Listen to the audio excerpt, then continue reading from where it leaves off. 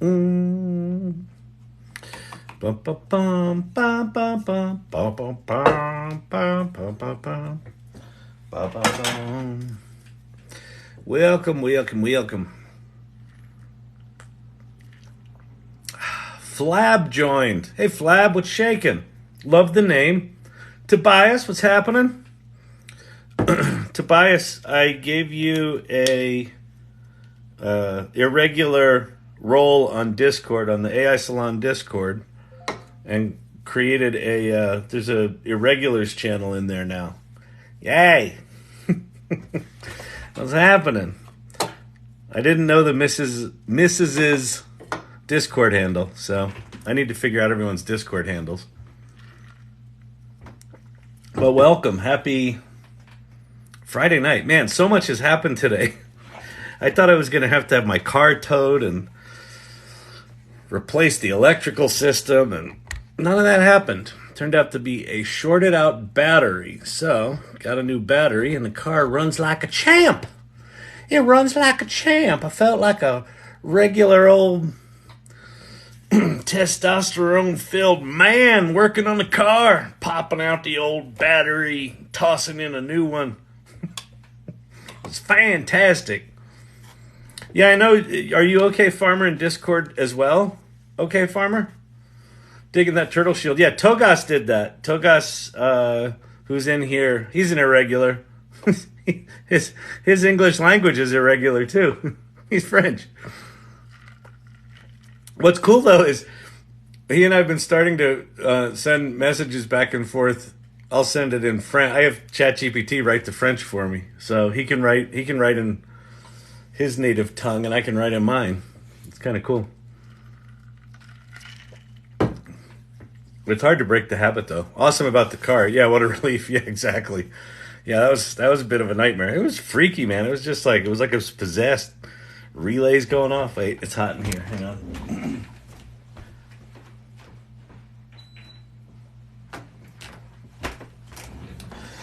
All right, happy Friday night, everybody. Let's let some people get in here. Let me dab off the moisture.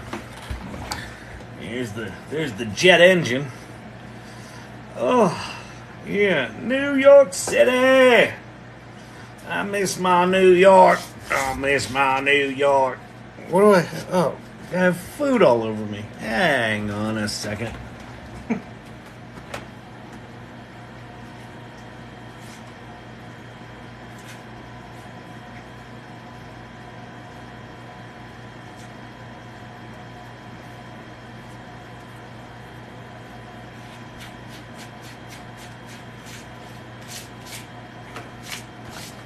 Good Lord. You dress them up, but you can't take them out.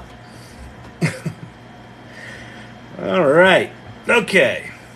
I have to contact you about an AI plot and scheme. Let's do it, Cavruno. Cavruno, I don't know your Discord handle, but I just created, for the irregulars in here tonight, let the other irregulars know, I created a private Discord channel for us, and I'm giving roles to people that I know are odd. And in here, so we can chat in there. That'll make it easier. Emilio's wife, I also don't know your, whatever you call it, handle in Discord. Same with you, Togas. Togas, look what you made. It's cool, isn't it? For those of you that don't know where you are, you're at the AI Learning Lab. Welcome, everybody. AI Learning Lab. Oh, yeah. Tell him what he's won. And there's courses online people can take for certification purposes. I don't know my handle. Well, Dr. J, you got to figure that shit out. If you're on Discord, it's part of the problem with Discord is it kind of assumes everyone's an NFT bro. It's just like, you'll figure it out, man. But it's completely non-intuitive and convoluted, and you can't follow discussions. You can't find anything. Exactly, man. We don't want to let the plebes in.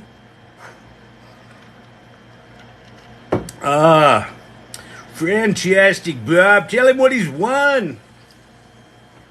You've won a new battery for your car because your electrical system is just fine. All right, welcome everyone. This is the AI Learning Lab. It is Friday night. Let's get this thing going. I don't know who you people think you are, but I like you. I really do appreciate you showing up. Welcome. My name is Kyle Shannon. I ramble here. I like talking about generative AI and what's coming and what's happening and how the hell we make sense of all this AI stuff. If you're one of those people, you're like, but Kyle, how do we make money with ChatGPT? Well, you can make money with ChatGPT. We make fun of those people. Well, not that people want to make money, but the people that prey on the people that want to make money. Don't like those people. But we can talk about that. We can talk about business. I'm an entrepreneur. My current gig is I'm a co-founder and CEO of a company called Storyvine, which is an automated video storytelling platform. I started a lot of companies. In the early days of the World Wide Web, in the mid-90s, I started one of the first digital agencies, a company called agency.com. Why do I say that?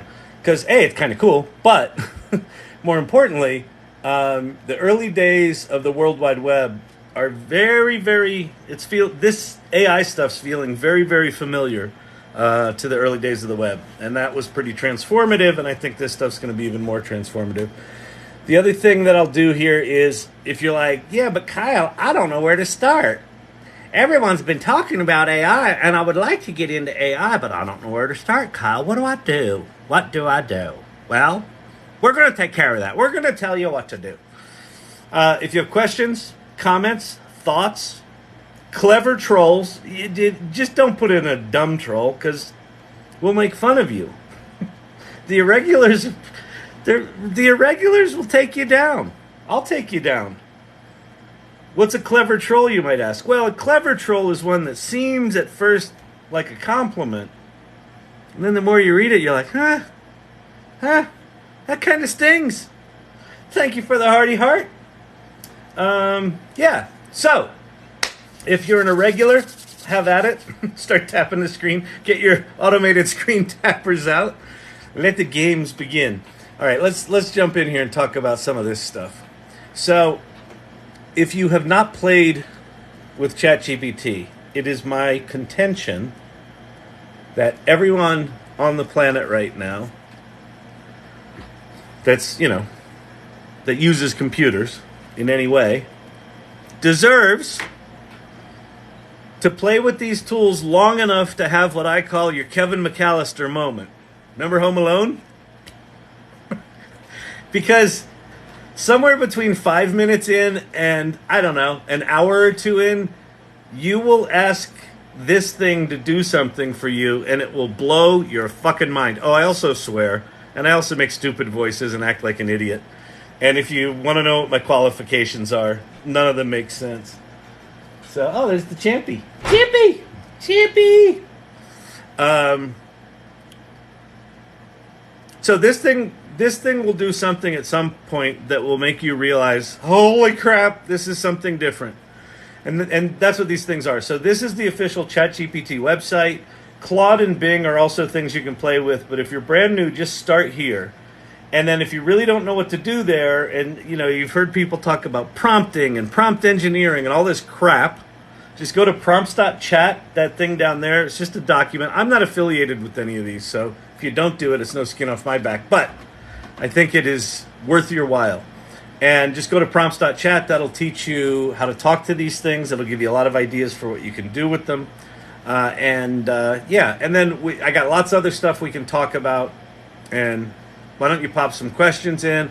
I'll jump in there and do what I can to answer everything, anything and everything. Oh, and for the irregulars, I know there's still some irregulars trickling on in. On the AI Salon, so I've got this thing called the AI Salon, and this is the website, thesalon.ai. We have a meetup every 2 weeks. Stop. Siri, please. Thank you. Thank you. Thank you very, very much, Siri. I don't want to talk tonight, okay? Okay. Okay. Okay, Siri. Okay. All right? So if you go to the salon.ai, that's a link tree, and that's got a link to what the salon's all about, what our values are. It's got a link to the meetup, so you can sign up for those every other week meetings, and then it's got a link to the Discord. And for the irregulars, I created a private channel on Discord. I added as many people as I could find that I recognized their names. But if I don't know you, if I can't connect your name here to the name there, I don't know how to do it. So just ping me on Discord and say I want the irregular role, and I'll give you the role, and then you'll have access to that private channel. Isn't that cool? Isn't that cool? I said I was going to do it, and I did it. I'm a man of integrity, except for all the stuff that life's tough. It's tougher if you're stupid. Listen, I have deep integrity, except for those things that I didn't do, that I said I was going to do but didn't get to them yet, like the workshop and the T-shirts and the everything I've said, the many, many, many things I've said. But other than that, deep integrity, deep levels of integrity for all the stuff I did do, 100% integrity, discounting the things I didn't do, which is many and deep. All right, moving on. Let's get to some questions. Let's answer some questions. Sometimes people have questions. Oh, what a lovely heart, Chabelle. Very nice. Thank you very much. It's very nice. I like the heart. I like the heart. I like it a lot. Let's see. Sometimes people ask questions. Sometimes they comment on my appearance because there are things to comment about. We don't need to talk about it unless you comment about it, and then we're going to talk about it. Happy Friday, everyone. Steve-O's here. Welcome, Steve-O. WESN Radio. Got the #1 gifter badge. WESN Radio. Send enjoy music. Rock and roll and hip-hop. Light, easy listening hip-hop. All right. Thank you. We'll go check it out. Dr. J. Hey, what's shaking? What's shaking? Tobias +1 is okay, farmer. I know that in here. Awesome about your car. What a relief. Thank you. Togas, sending in gummies. Yeah, man. You know, so I took some gummies. I think I took too many, man. What? Oh, they're just Haribo? They're just regular gummies, man? I feel so high. Unsure if I had Discord, but we'll fix her up. All right. I have to contact you. Okay, the AI plot and scheme. I like it, Caverna. Let's take over the world. We can do this. Oh, wait. I want to put on tennis. Djokovic is playing right now in the U.S. Open. We might as well multitask. We have ADHD. Why would you do one thing at once? Who are you weird people with your monotasking? Ha! Monotasking.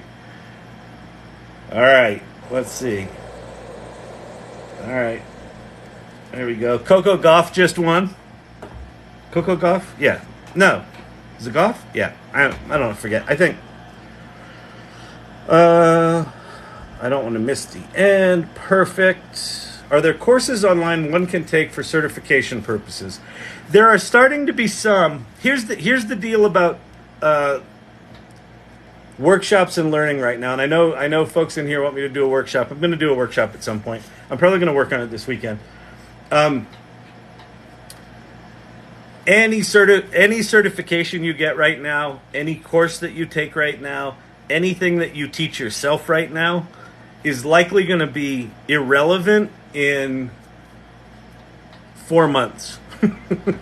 This stuff is moving so fast. It's moving so fast that all of the stuff that is critical skills today, critical skills for your AI career, all of that bullshit, it's all changing all the time. So I don't know that any certification has any particular gravity these days. If you're on the engineering and machine learning side of the house, then yeah, then go to Stanford, go to Harvard, go get those kind of certificates or degrees. That's super valuable. But with this generative AI stuff, with ChatGPT and the image generation tools and all this new stuff that is getting merged into our tools, Google yesterday, I think, released or announced general availability of Duet. So all of their Bard AI shit, they've announced general availability within their Office suite and Meets, meet.google.com. So I just applied for that for my company today. So I don't know when I'm going to get it, but that's coming. So this stuff's coming. It's changing fast. So what I would say is, if you find someone that you like, someone that you trust, if it's, not ridiculous amounts of money, and if they're not making all sorts of promises like, you can make money with ChatGPT, avoid those people like the fucking plague. What I would say is, take one of those courses to get into a curious, adventurous mindset. That's the biggest thing you can do right now, is just start to open yourself up to these things. Force you to work in very different ways. It's essentially impossible to explain how different it is to work with these tools than everything we've done in history. Thank you, ShareBear. So if you find a course you like, go for it. Accept that anything you learn there is going to be irrelevant within 6 months, and just get into that curiosity mindset. And what that does for me is, I don't think it's necessary to take a course right now. I do think it's necessary to just start exploring, start playing, figure out what you're good at, figure out what these things are good at, what they're not good at, where those things overlap, and at some point in there you'll go, ooh, it's really good at this, or I'm really good at this with that. That's the thing to do. That's your thing to do. That's it. Who are you calling odd? Oddly, I'm Emilio's wife in Discord. I didn't see you in there. But okay, I'll look for you. I'll find you. I just eavesdrop on Discord. Well, that's okay. Let me know. I'll give you the irregulars role, and you can join the private channel. Hey, buddy. Hey, irregulars. What's happening, Steve-O? Steve-O, I think I gave the role. Does anybody know if the text to be featured in aiLL needs to be in quotes? I think it works better if it's in quotes, Tobias. So yeah, so let's go play with what Tobias is asking. We can figure this out right now. We can do it. aiLL or ideogram. So if you have not seen ideogram, so this was an ex-Googler that raised $16.5 million to create ideogram. And ideogram does words. It does words. So like all of the images that you see here, these were all done in ideogram. So all that text now is not always good. Like these are the edits. That was done in ideogram. I'm not weird. I'm a regular.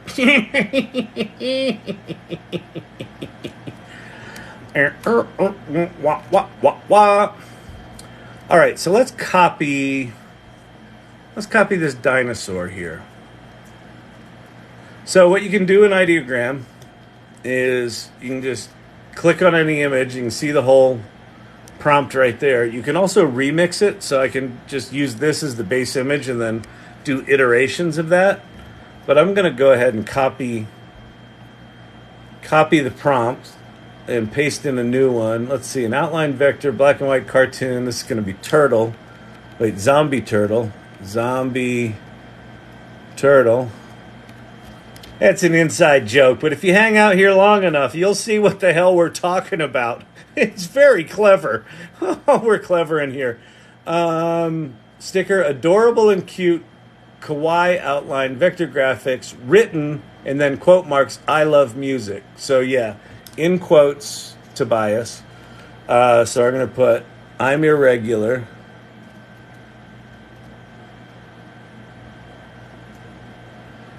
Painting, vibrant poster, conceptual art. So we're going to do poster, typography.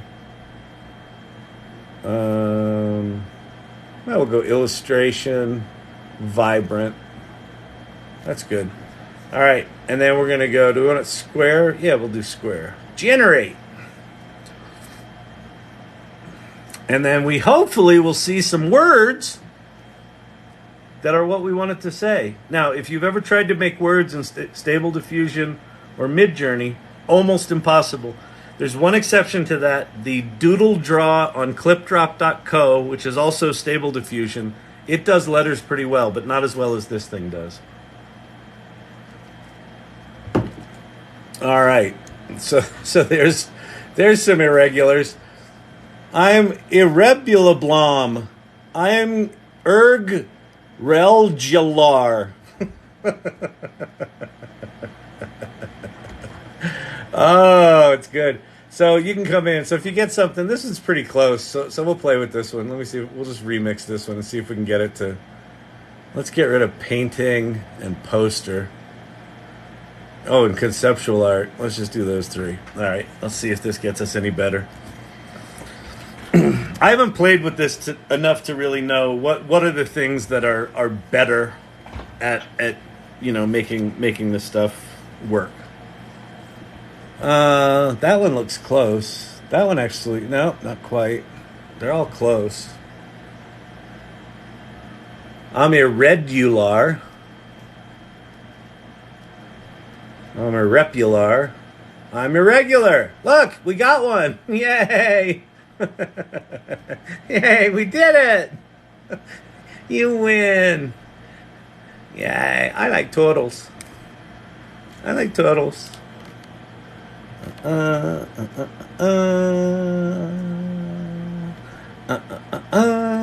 think that deserves a little victory, don't you? A little victory lap. Back here live at the Waterfront Village with my friend the zombie, Jonathan. You're looking good. Jonathan just got an awesome face paint job. What do you think? I like turtles. All right, you're great zombie. Good times here at the Waterfront Village. Open for the next 11 days. It's good every time. I'm a regular. Oh, so good. All right, people. Let's keep this moving. Let's keep this show on the road, shall we? What'd you do Friday night? I don't want to talk about it. It's a little embarrassing. Well, no, it's not. You can tell me. I'm your best friend. I watched this old guy on TikTok try to learn how to use it. Oh, that sounds awful. I know. That's what I like. I don't think we can be friends anymore. I know. I figured that would happen. All right. It's a penny of the irregular emperor with some of your aleatory genetic. Nice. Oh, nice. Yes. This image. There you go. It's an irregular penny, don't you see? I like it. I like it a lot. I like it. Like so many coiners who have coins saved on old hard drives and forget they saved the info. Exactly. Should you pay for Poe or just GPT-4, ChatGPT-4? I used to pay for Poe. I think I'm still paying for Poe, but I need to cancel it. I would not pay for Poe right now. I don't see the advantage of it. You can, if you pay for Poe, you get Claude and Claude 2, 100,000 token things, but you can get them for free on Claude.ai.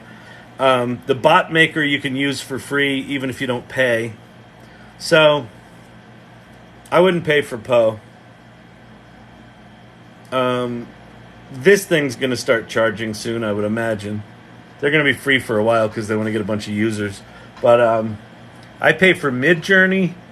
I pay for ChatGPT, GPT-4. I pay for Zapier. I pay for Google Colab, but I haven't paid for that in a while.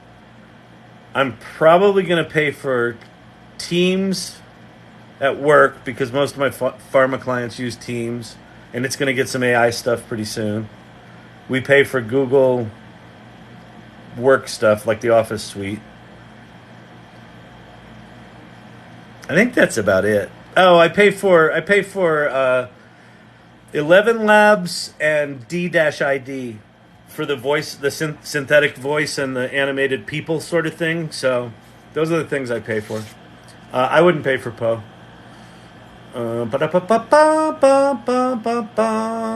What do you think will be after AI? Well, what makes you think we're going to be here after AI, young man?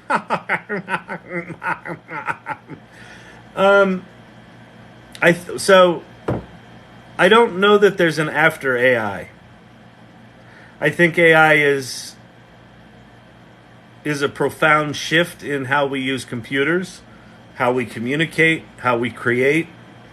I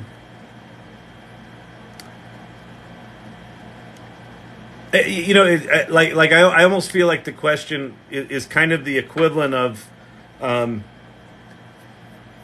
what do I think will be after the World Wide Web? Like asking me that in 1994. I can't foresee us ever not having the web and the internet, all this interconnected stuff.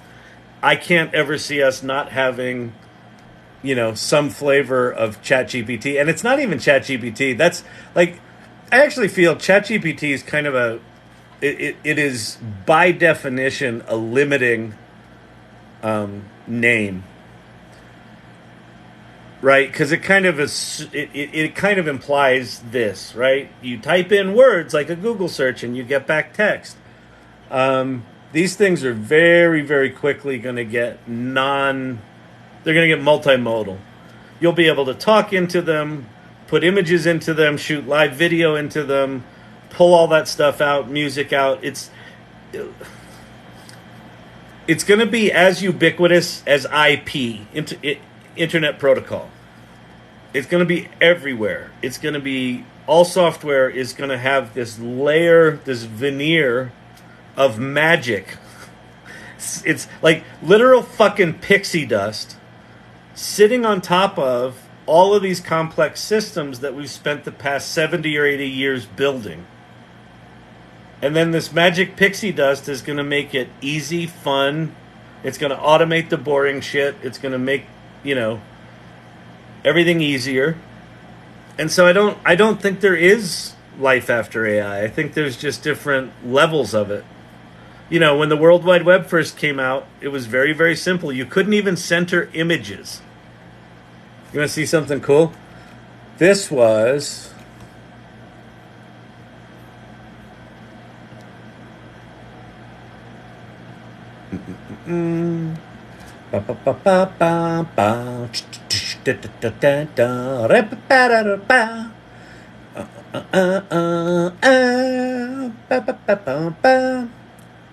oh, that was it.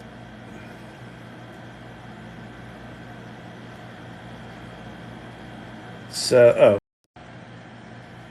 where?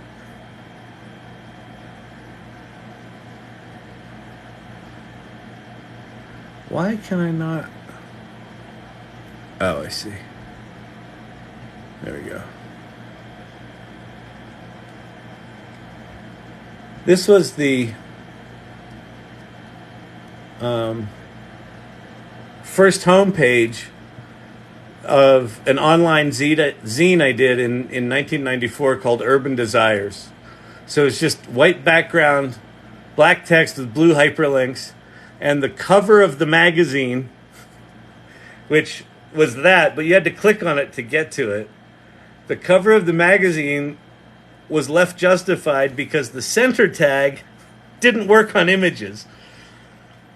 So we're right now with AI like this.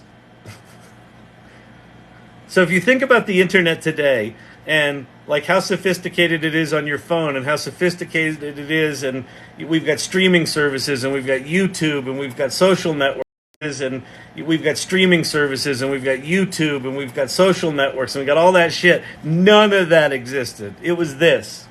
It was blue hyperlinks on a white page with black text and left justified images. That's what the World Wide Web was. That's where we are with generative AI right now. As sophisticated as it is, it's the equivalent of this in terms of what it's going to be. So what's coming is going to blow our fucking minds, and I think we've got a big one coming. I think so. Google is announcing Gemini, hopefully launching Gemini this fall.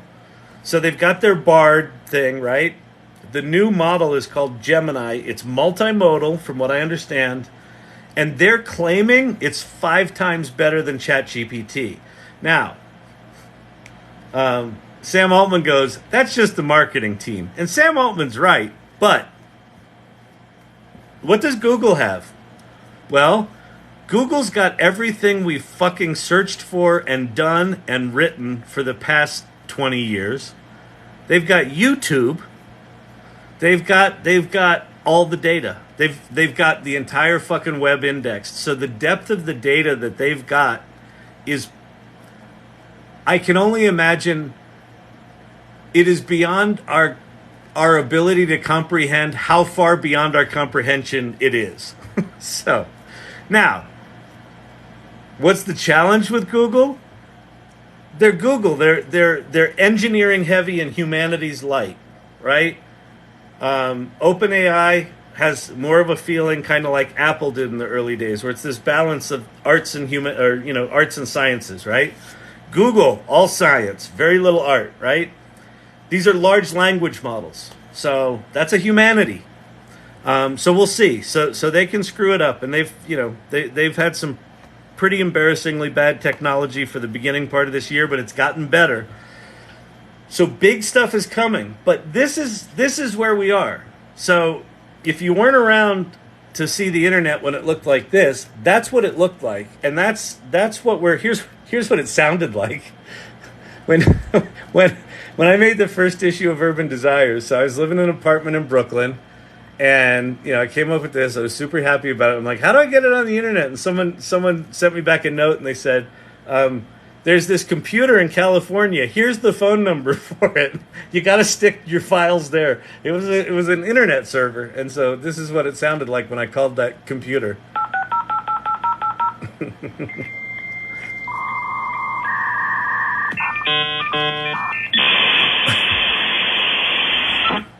That was the internet. You had to call it.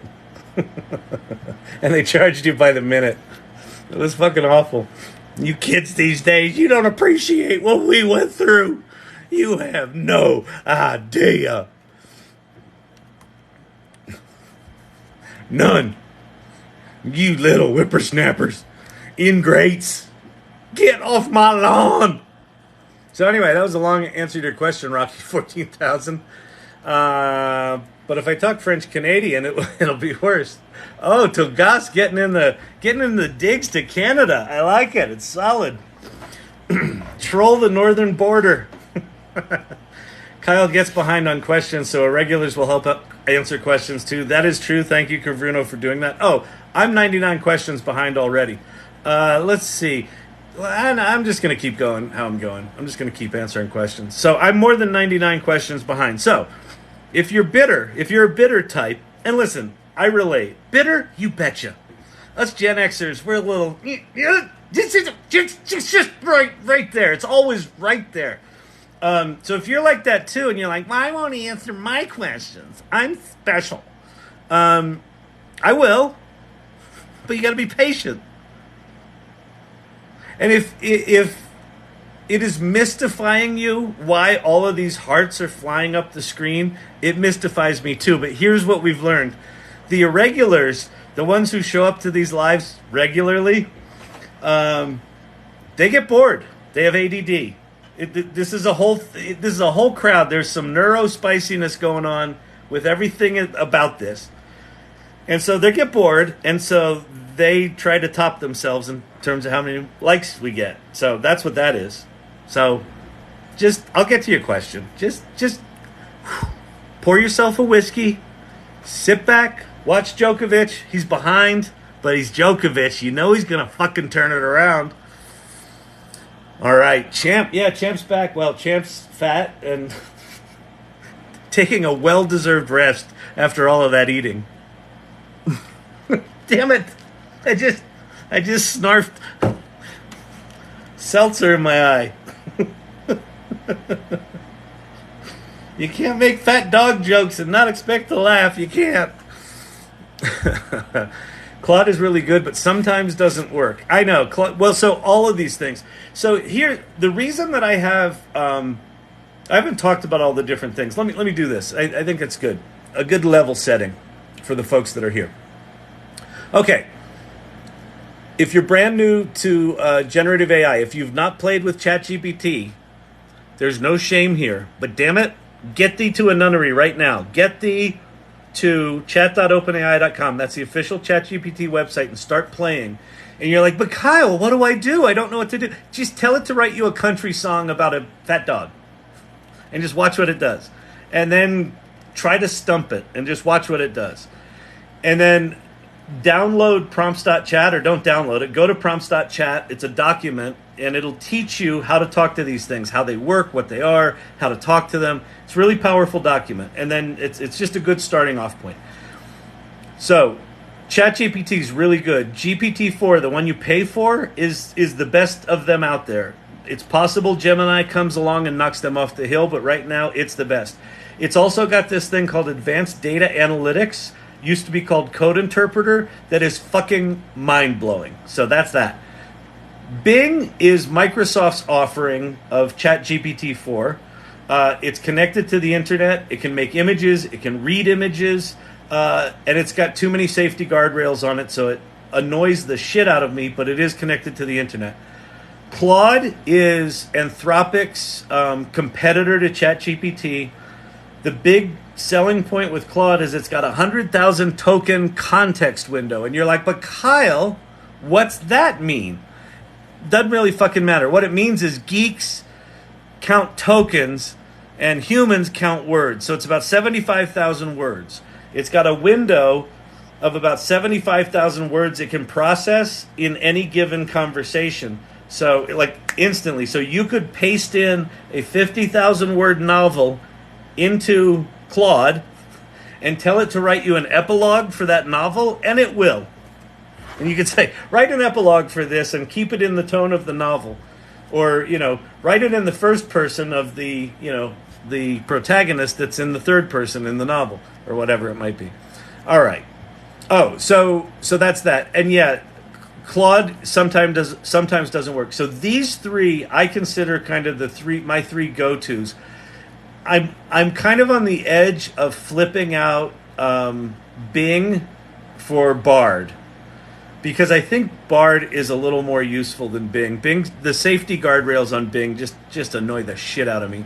But what I find myself ending up doing is I'll bounce between these three when I get stuck on one and it's not giving me what I want. I'll just pop over to one of the other ones and just try recreating the whole prompt chain that I did in the one that was failing, because they're all kind of different.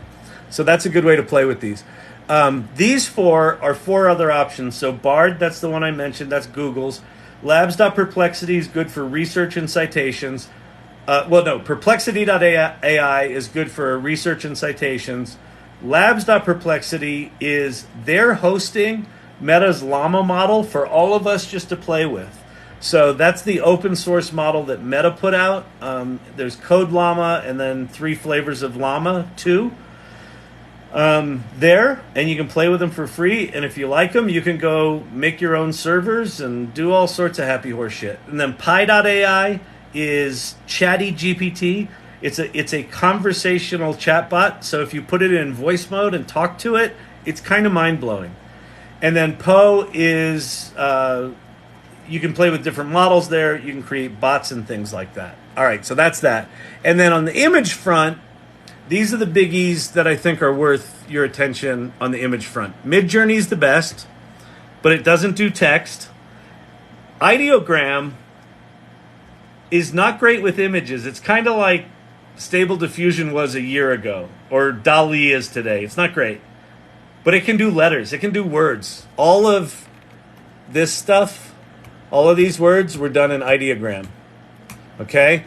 So that's, and it's like 7 days old. 7 days old. Like, why this channel, like why I have this up here is as new shit comes up, I swap shit out. I used to have Adobe here.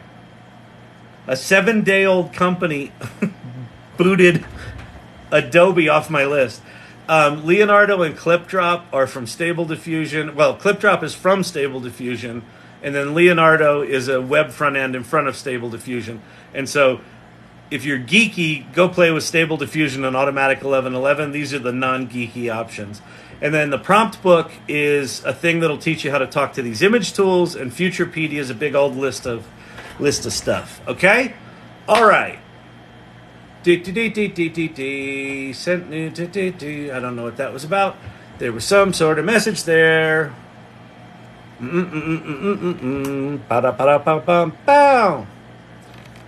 Let's see. Let's get a pretty picture. Let's do that one. I like that one. It looks like a rocket. Remember the first of the Starship, the little first section that Elon Musk tested? It looked like this. It looked like a silo flying up in the air. Look at that. Look how shiny and nice that is. Oh, yeah, that's really nice, Kyle. You made a nice little silo there. I'm sure it's full of corn. Corn's tasty.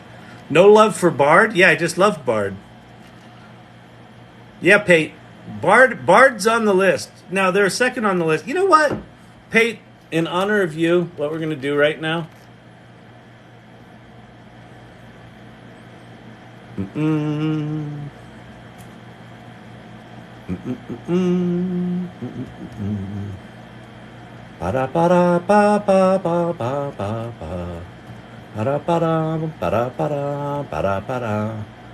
Bing just got knocked to page 2 in honor of Mr. Pate. Mr. Pate Mata, PhD. Hello, Pate Mata, PhD. I work for the Google. I don't know if you know the Google. We're rather large, we're rather impressive. People don't like us. We said we would do no evil, and then we became evil.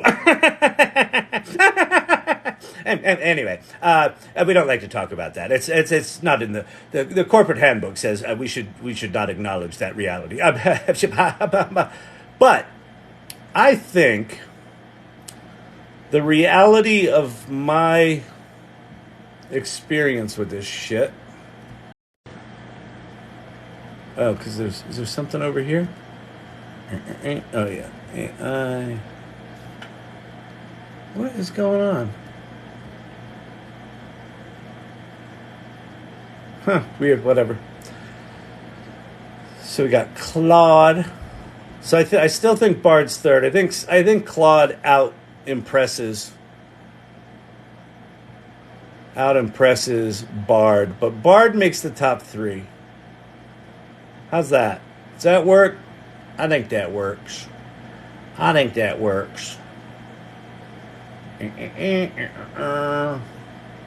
Here we come to save the day.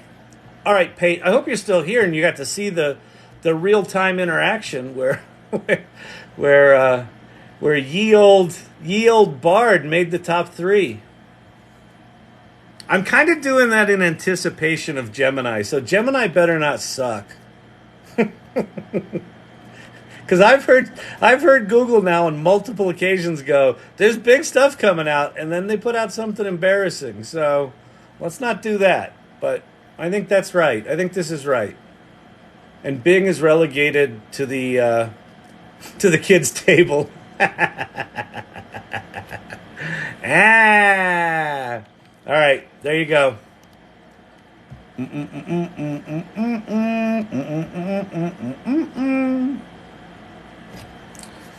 Look there. Love for Bard. I did it. See? I'm responding in real time to the needs of all of you. Well, not the needs. But it was just time, wasn't it? I think Bard took a licking from this channel for a good long time, so I think it's okay. I think one of the things that's nice about Bard is it's the way it integrates hyperlinks from the web into its answers is actually quite sophisticated and good, and not spammy and advertising-y. I'll tell you what, Pate, if you have any influence over there at the Goog, if Google fucks up GPT answers with too much paid injection, you're going to lose everyone. Because search has gotten essentially unusable because it's just too much paid crap. So if that happens to your GPT answers, you're gonna blow an opportunity. So, hello, irregulars from the Hot Tub AI channel. Trying not to drop the phone in the water. You gotta get an iPhone. There, you can. I take this one in the shower with me.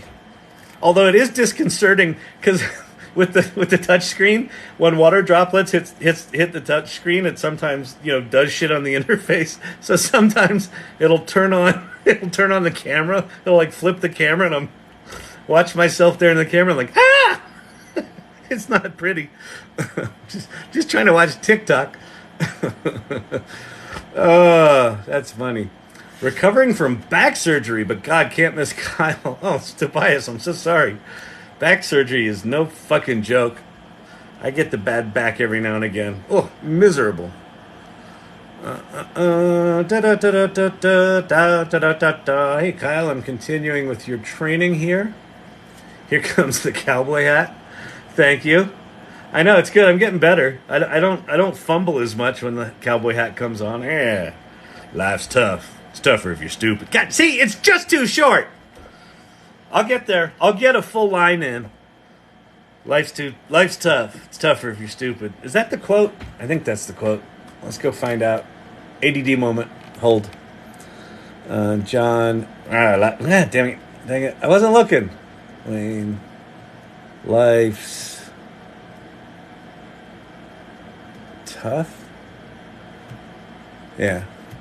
Life's tough, but it's tougher when you're stupid. You're stupid. All right, we got it. Okay. All right, fine. Oh, it just jumped me to the bottom. There we go. TikTok. Not bad. Oh, life's tough. It's tougher when you're stupid. Oh, yes. Victory.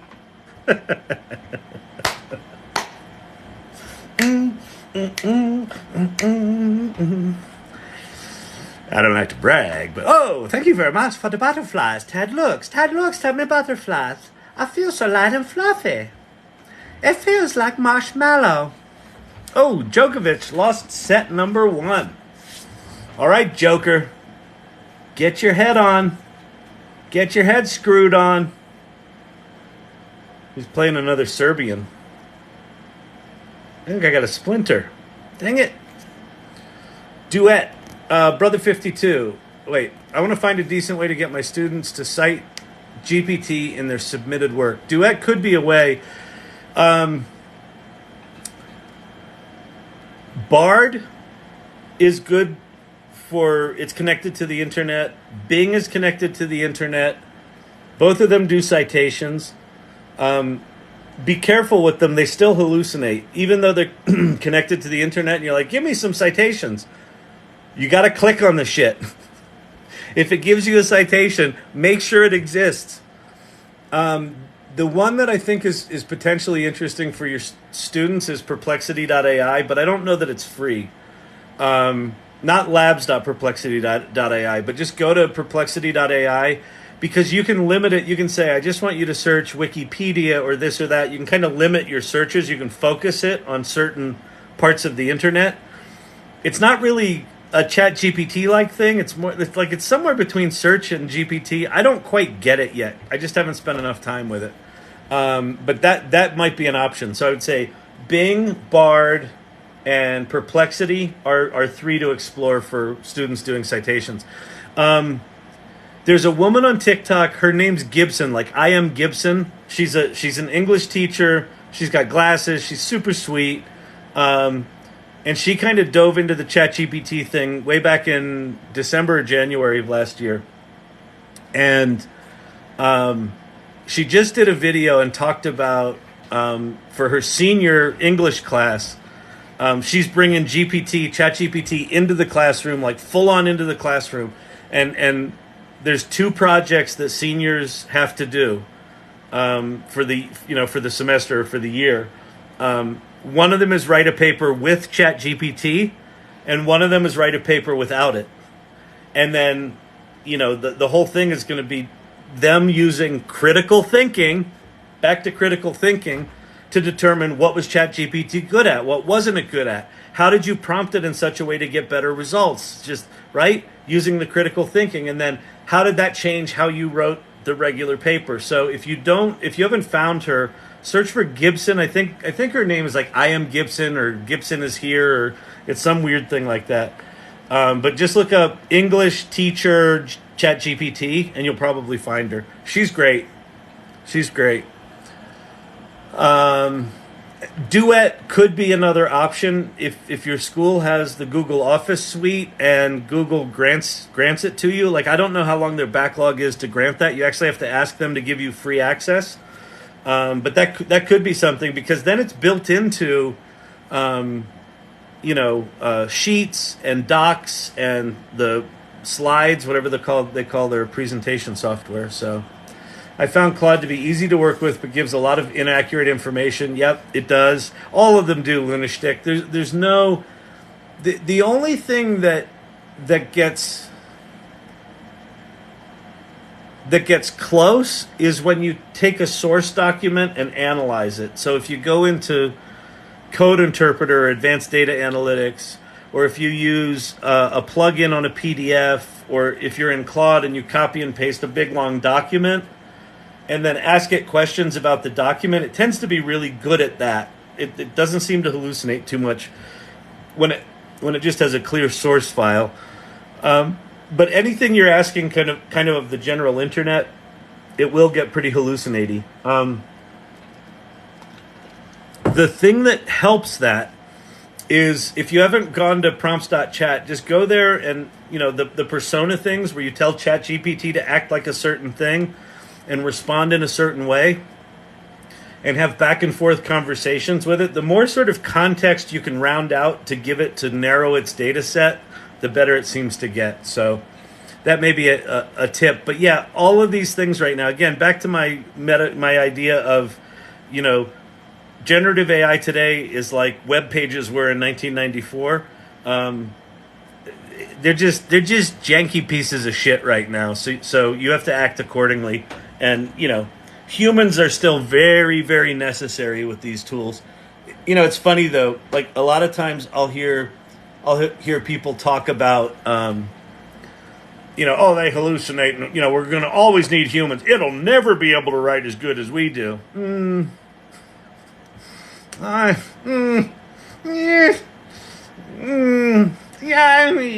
don't, maybe. Maybe. It's possible. It's possible they'll never write as good as we do. It's also possible they will, and a lot better. So, they just are where they are right now. Which AI app is best for voice to text inputting? Whisper. So OpenAI's Whisper is really good. So I've got an 11-year-old video company. We've never had automated transcriptions until about a year ago because of Whisper. It's finally good enough that it doesn't suck. And that was, my criteria was, it should not suck. It's still not perfect. Like, you still have to fix it, but it's at least fucking in the neighborhood. So there's a couple of ways you can play with Whisper. You can download the OpenAI app on iOS, and I'm pretty sure it's available for Android now. And then you can do their kind of voice transcription. It's really good. It's better than Apple's voice-to-text transcription. The other thing you can do is you can go to the OpenAI Playground. So the URL for this is platform Transformative.openai.com/playground.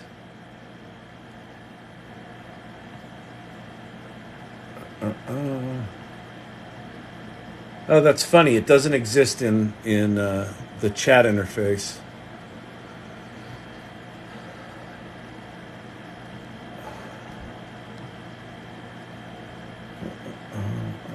Get rid of that.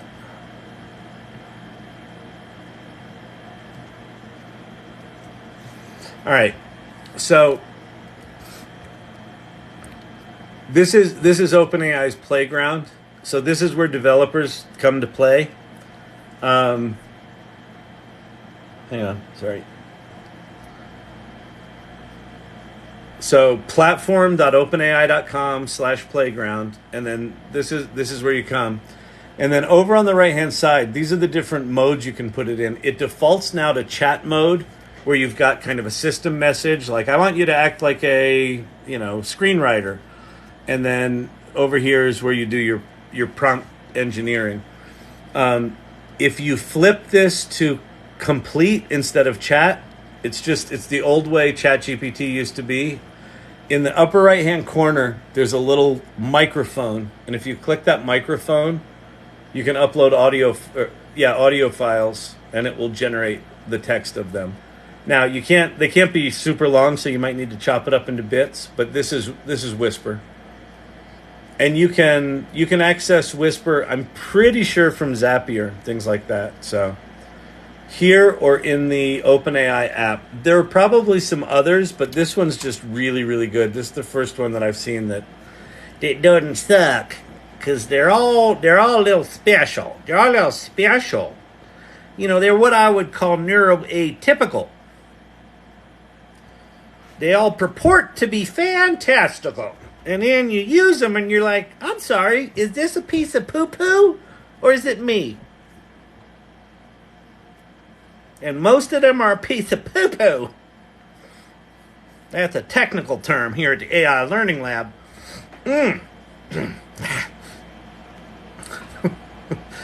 All right. It was a need. Firefly. Just a disclaimer, I don't work on Bard. I work on performance for all models. Oh, that's cool, Pete. No, it's cool that you're actually working on performance for all models. So you know something about Gemini. I want to know what's happening with Gemini. Is it trained on YouTube? Is it trained on everything we've put into Google for the past 80 years? Come on, Pate, give it up. Tell us. Tell us. Anyway, it's cool. But you can tell the Bard team that Bard moved from the kids table at the AI Learning Lab thanks to your input. The Goog. The search interface is trash. Pew Research, only 18% have used ChatGPT. We are way ahead of the curve. Yep, Ted looks. We are way ahead of the curve. Way ahead. This is early. We have, amongst us little chickens here, in my opinion, 12 to 18 months.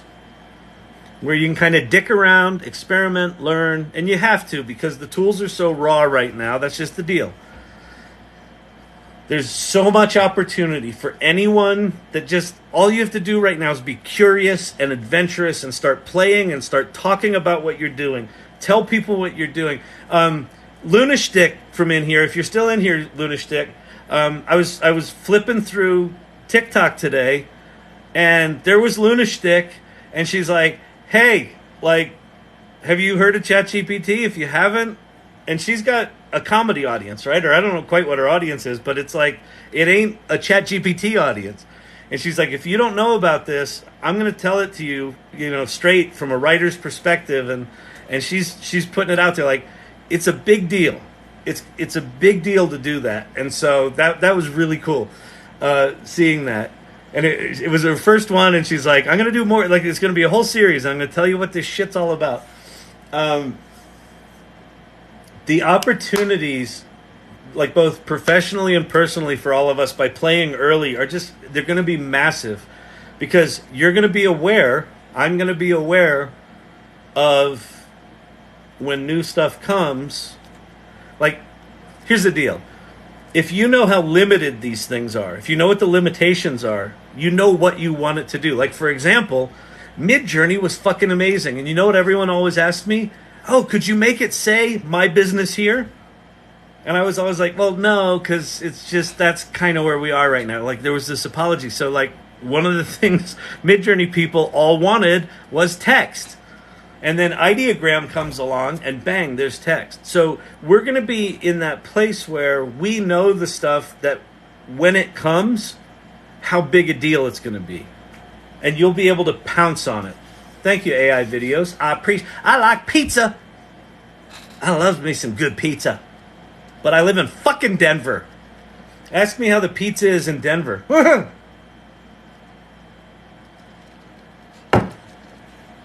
3 places I've found. 3. New York City, you trip and you find 3 pizza places that are fucking world class. Denver pizza. Denver pizza! Wire hangers, wire hangers! Google understands the subsidy model. Yes. FaceTime accidents are priceless. Exactly.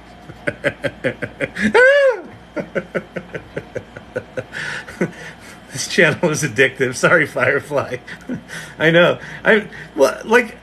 You've been in here before where I'm like, okay, another 10 minutes. And then an hour later, I'm still fucking going strong. My eye, there's blood running out of my tear ducts. Hello, wanted to say thank you for your hard work. I appreciate that, Roger Joel Ramirez. That's very nice of you to say. Careful with that camera in the shower. Exactly. It's rough enough clothes. How's old Joker doing? Did he just get broken? He just got broken in the second set. Djokovic. Come on, boy. I'm turning it around.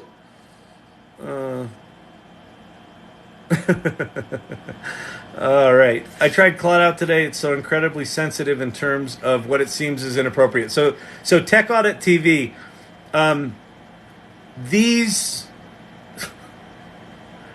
all of these things have safety guardrails on them. And the safety guardrails are as annoying as fuck. If you really want to, you can install Llama 2 or Code Llama, the Meta large language models.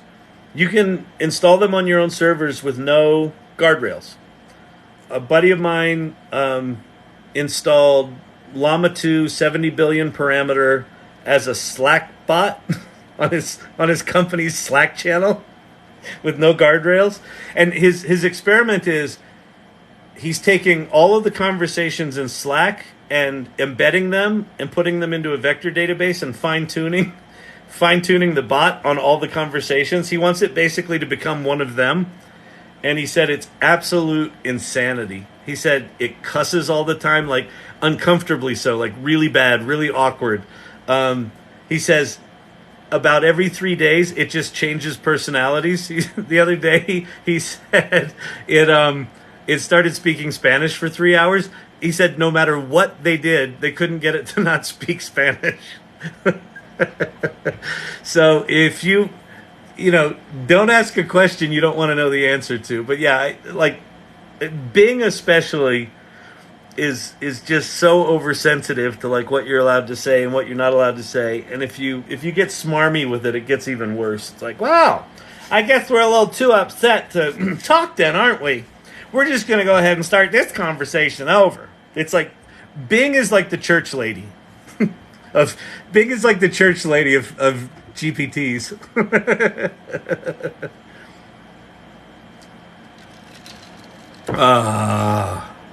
Very nice, very nice. All right. TikTok just jumped me to the bottom again. Hang on, let me see where I was. When the t-shirt will be on selling, because winter is coming. Hang on, I think I have to sneeze.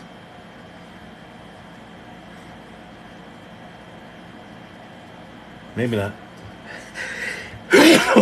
I told you. I knew it. I knew it was coming. Whew. Ah, la petite morte. That's for you, Togas. I'm going to work on,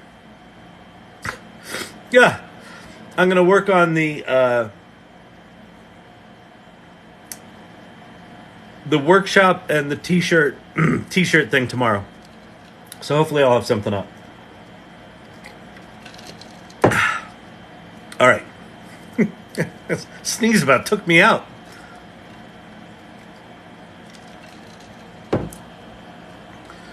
Which one is the best to take a list of locations from an Excel sheet and plot it on a map?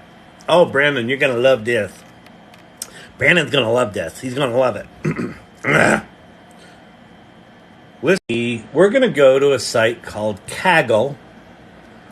You're like, Kyle, isn't that on the dark web? No, Kaggle's just an awkward name for a data company, a data website, where you can go get data sets. So we are going to go, we're going to go get a data set. We're going to go get something with location data. Let's see. Locations. Chipotle locations. Perfect. So we're going to download this. And it's just called archive9.zip because I've done this before, but I haven't done it with locations. So this is I used to do this thing in Storyvine we called it danger selling, where we had an iPhone app that was tethered to a single Mac laptop, and I would film someone in a sales pitch meeting in the app. It would then send the files from the app to that Mac computer into a specific directory, and it would fire off a set of macros for Final Cut Pro. And my business partner Monique would sit there watching the computer edit this video together using Final Cut Pro macros, and it would take like 10 or 15 minutes. So I'd be just pitching my butt off, and then when it was ready, she'd give me like a subtle thumbs up, and I'd say, "And now your video's ready," and I would show them their fully edited video that was automated in the cloud, and it was all just vaporware. And I got a standing ovation once, and the other time, Final Cut Pro crapped out about 2/3 of the way through the video, so she showed me where it fucked up, and so I started playing it, and right before it got to the fuck up, I said, "Well, you don't need to see all of the thing," and I stopped it. So that was danger selling. So this is danger chat GPTing. Okay, so we're going to go, oh, this is a cool project too. So this was super cool. I used ChatGPT to write a whole series of prompts for like fantasy images, and then went to Midjourney and literally just copy and pasted prompts one after the other and created like 100 images that are all super fucking cool. But what am I doing? I'm going to ChatGPT. You can make money with ChatGPT. Okay, so we are at ChatGPT. We're going to go to GPT-4, and I'm going to go to what used to be called Code Interpreter, but thanks to this channel, they saw the errors of their ways, and they renamed it Advanced Data Analysis, which is good. That's what it is. And so what you can do now is you got this little plus button, so you can upload a file. And so I'm going to upload this archive9.zip, which is Chipotle location. So I'm going to say, please identify the data here and and by the way, yes, I do say please and thank you to this thing, not because I think it's makes me a good person or it makes better answers, but because it's so positive in how it responds to me. It's just kind of instinctive, like I'm talking to another person. It's a weird thing. I think these tools are actually going to make us better people, oddly enough, ironically enough. Please identify the data here and let me know if there is geo data. And let's see if it knows what geodata even means. It should. So this is this is you have to pay for GPT Plus to get access to this, Brandon, and you have to enable it in your settings under beta features.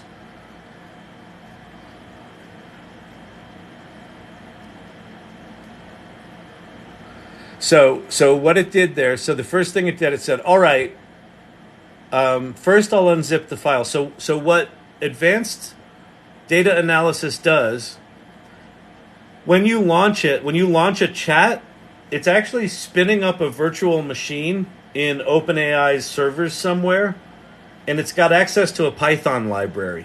And so it's actually writing and executing its own Python code to analyze this data for you.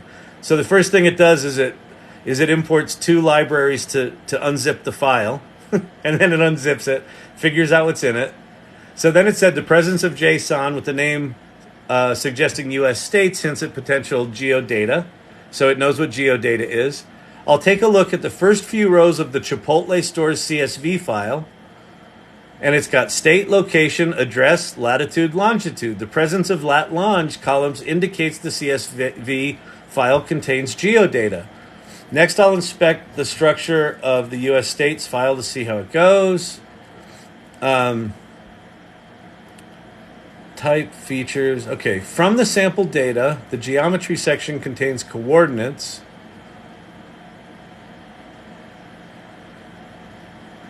Wait, from the sample data provided, the geometry section contains coordinates that describe the shape of Alabama.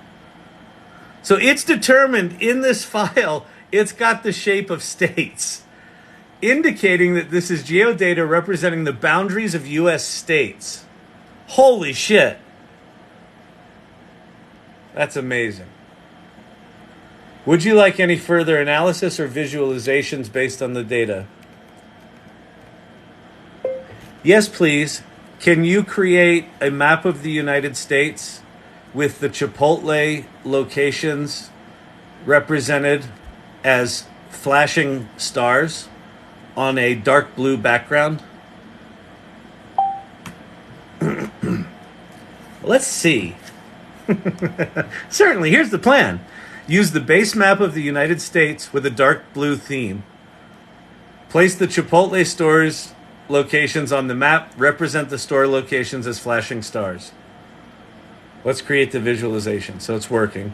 Now, sometimes this thing shits the bed. What's amazing when it shits the bed is, here's a map. You can zoom in and out. So it didn't make it. Let's see. I don't see the map. Can you try again so that I can see the map in the browser?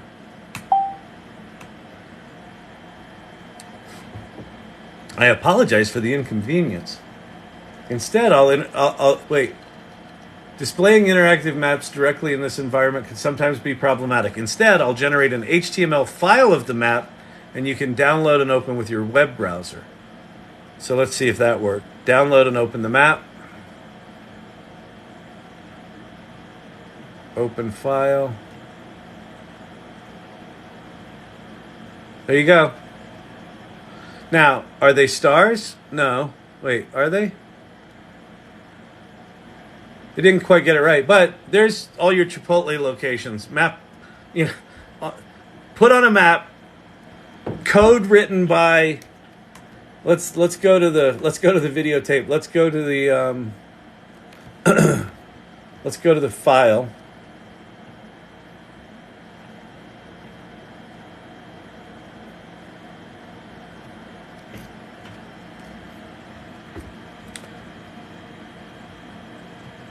So here's all the code that it wrote for that map.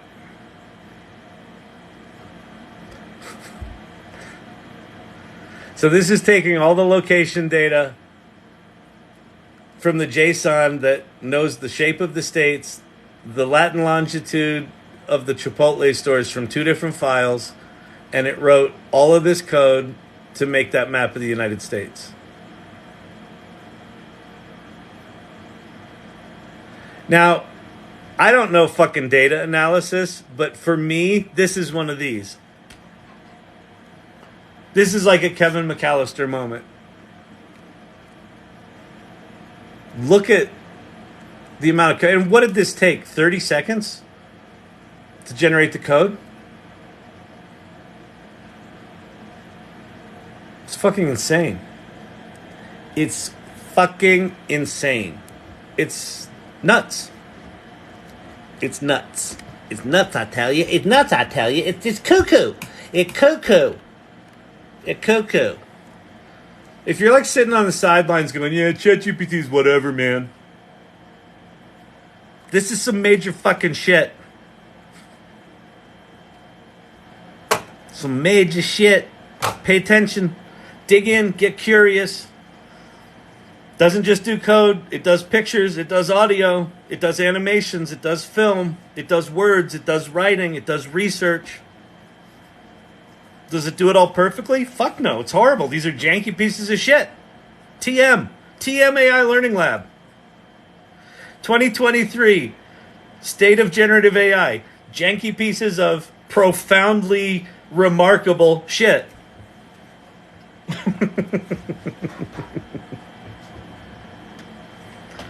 Oh, all right. The hair's starting to go. This is good. This is good. We got...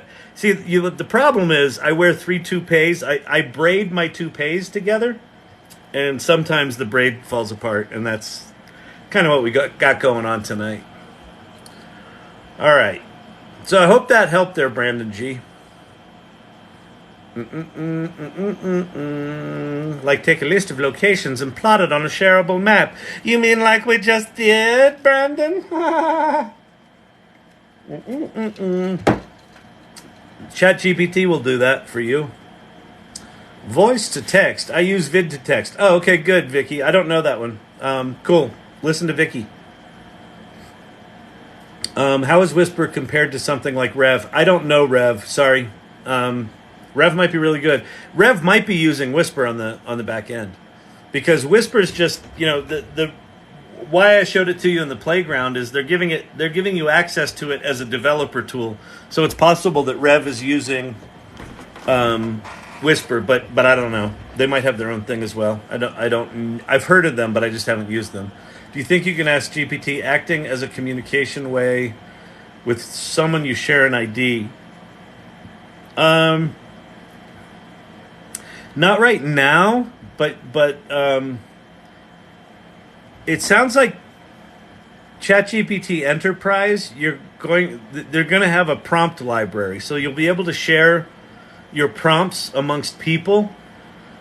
And I would imagine that once they put permissions in place for different levels within an organization, that a manager might be able to see what, you know, one of their reports is doing. I don't know. Right now, the ChatGPT stuff's very singular. There may be, if you go to futurepedia.io, there may be tools that are doing collaborative workspaces where you can be ChatGPTing in groups. That feels like an application layer thing that sits, you know, on top of GPT-4. So there might be stuff that people have developed in the past year that's worth checking out that may do that, Togas. Basically, I have locations from a list. Hopefully we got that. Am I late to the party? Yeah, Winston, you missed. It was so much fun. Like, everyone was dancing. I twerked for like 15 minutes. There was applause. Like, I could hear it. Oh, it was so good. So anyway, but now we're just talking about AI shit. It's really boring now. Sorry, my air conditioner's not working. It's getting a little moist in here. Hold, please.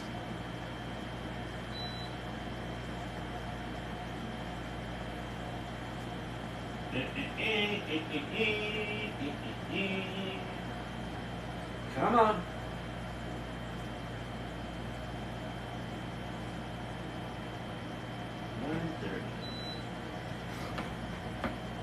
All right. I wonder if it's cool out. Is it cool here in Denver? It's like 100 today. Yeah, a little bit. It might be a little better. We'll see. Holy shit, Djokovic lost the first 2 sets. 6-4, 6-4. Oh! Ruh-roh! See if he can come back from 2 down. This is round 3.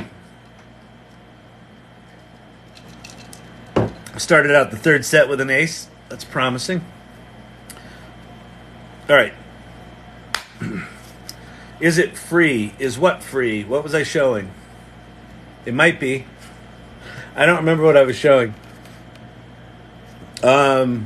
The image thing, ideogram is free for now. It won't be for long, I don't think. Just the same as you can do with Alexa. Like Alexa, call her regular Alexa. Can you make money with ChatGPT? I don't know. Can you? You can make money with ChatGPT. You see what I'm saying? Just what I'm saying? I'm saying with the ChatGPT, you can make the music, make the money. You can make the money with the ChatGPT, and then you make the money, and then you take the money, and then you put it in the bank. But not the bank. The bank's not good. But you can make the money with the ChatGPT. just watch my course. It's 5 easy courses on 1995, and you can make money with ChatGPT. Okay. All right, fantastic. Bob, tell him what he's won.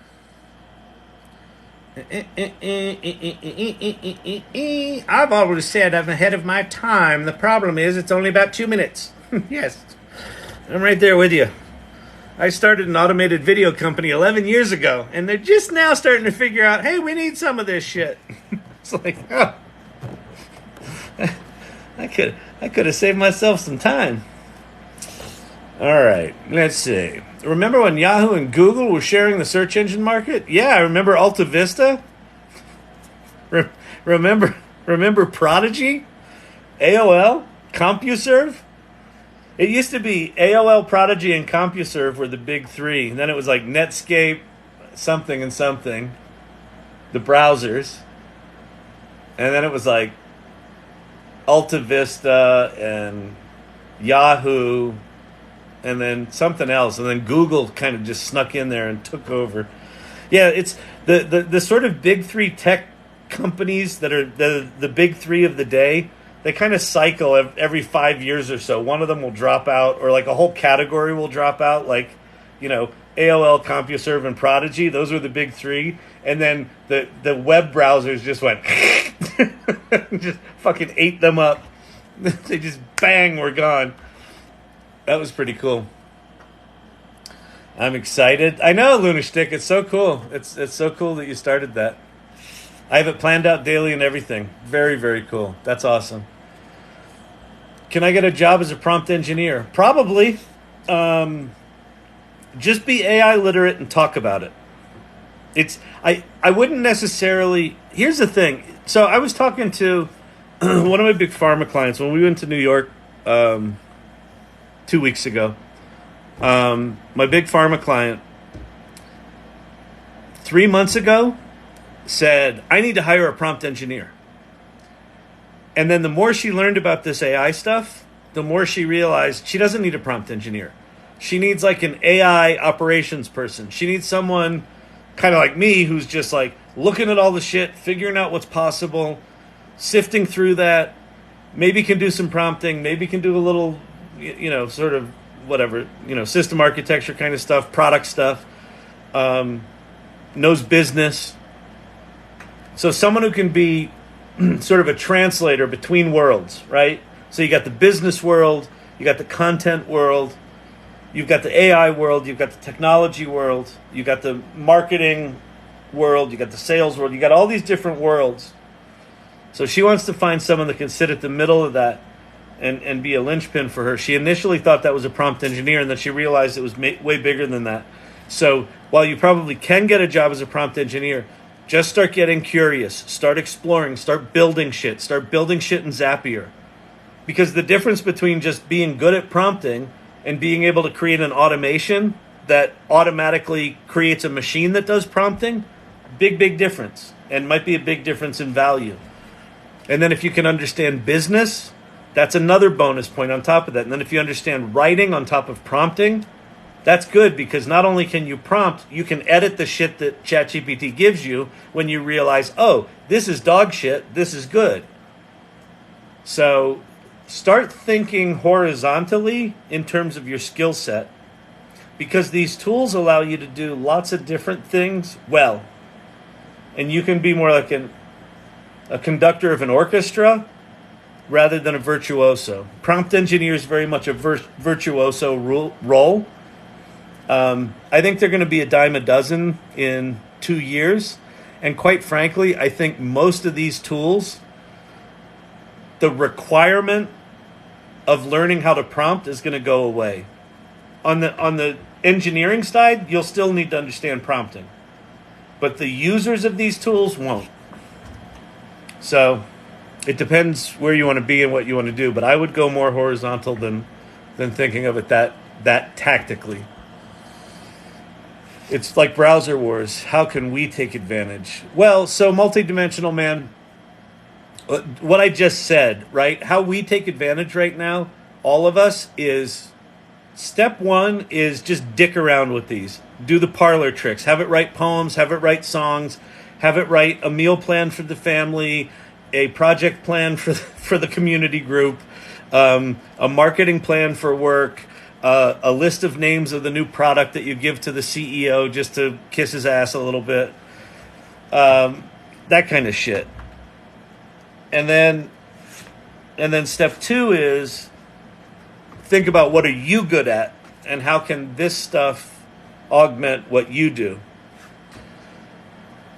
And then step three is really start to expand beyond that and start to say, okay, how can I bring those worlds together of all the stuff that it is possible it can do, all of the stuff I know how to do and make it do, and then all of the stuff that I might have never even considered doing but is now possible. So it's, it's whatever, it's nested Russian dolls or it's peeling the onion. Just start with curiosity and exploration and then expand out. And talk about it. Talk about it. This is the most important thing. Why this channel exists. Get yourself out there. But Kyle, people will think I'm weird. Fuck them. You know what that is? You're weird. Why are you always talking about this AI stuff, you dumb? That's fear. That's fear of change. They don't always tell the truth. They're not connected to the internet. They're only as good up till September 2021. Ugh. Those people? Fuck them. Because you know what those people are going to do 2 years from now? Hey, could you teach me how to use that AI stuff? I think I might want to learn it now. Oh, really? Sorry. I'm 2 years down the road. Gotta go. I got a new job. Bye.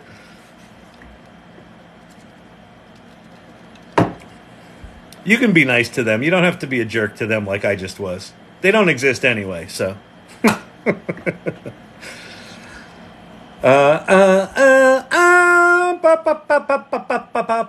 the way, if you're new here, welcome. My name's Kyle Shannon. This is the AI Learning Lab.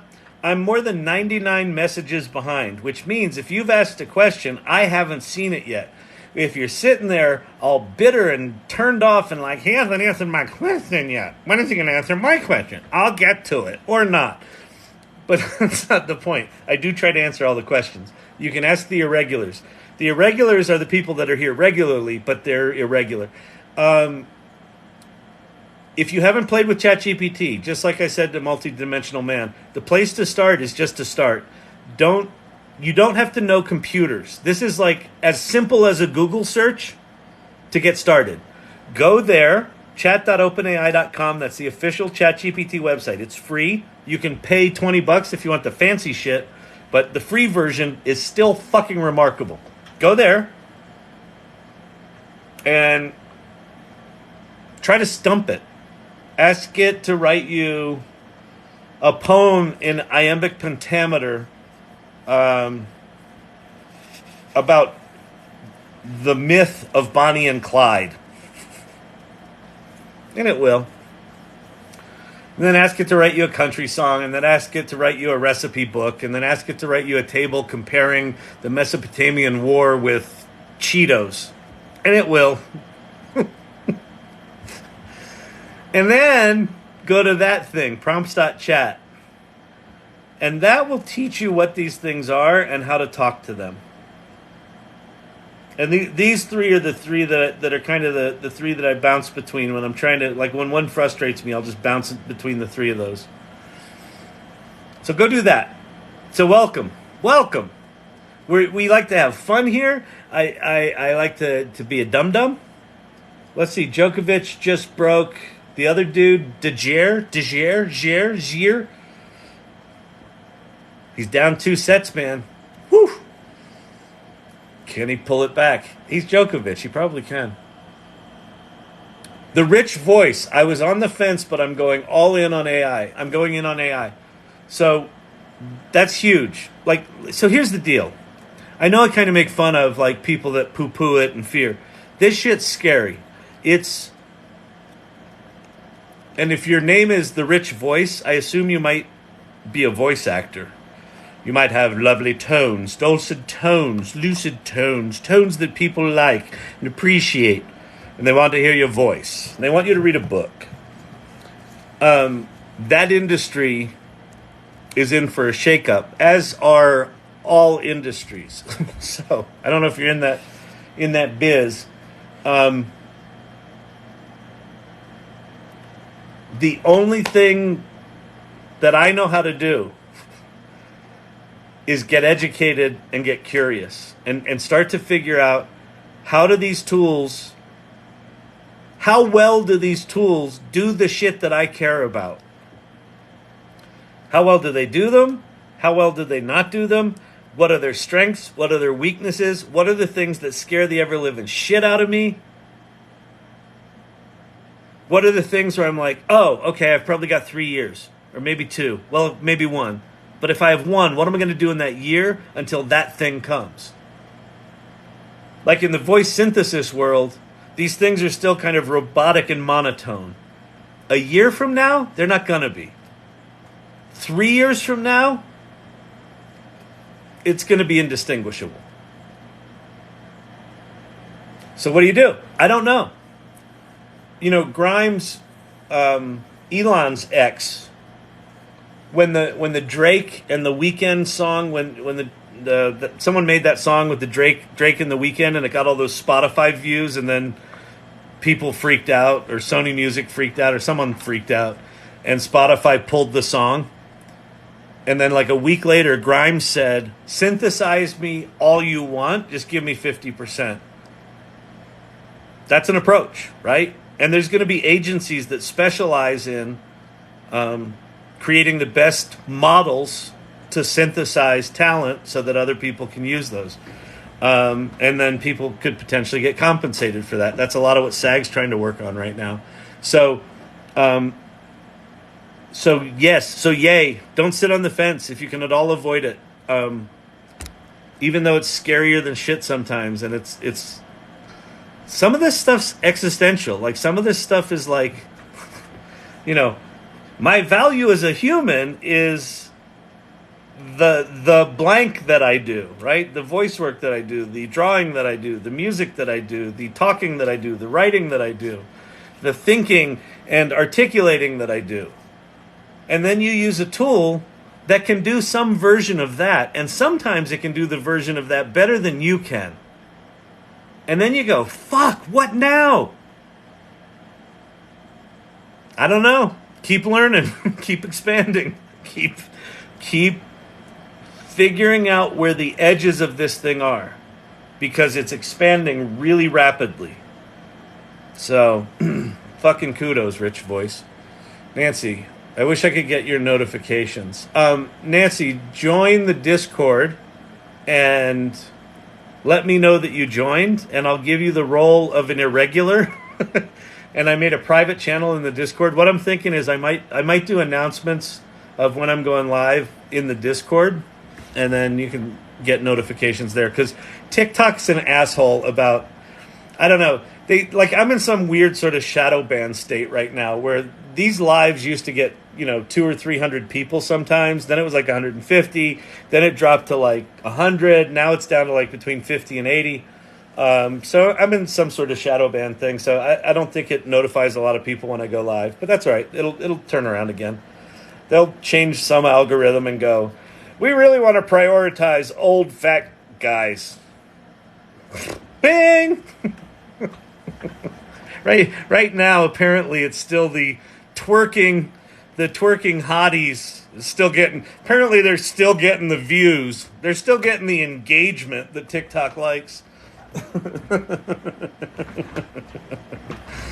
Oh, good Lord. Note to self, learn to twerk. Oh, get the sequins. Bedazzle your cutoffs.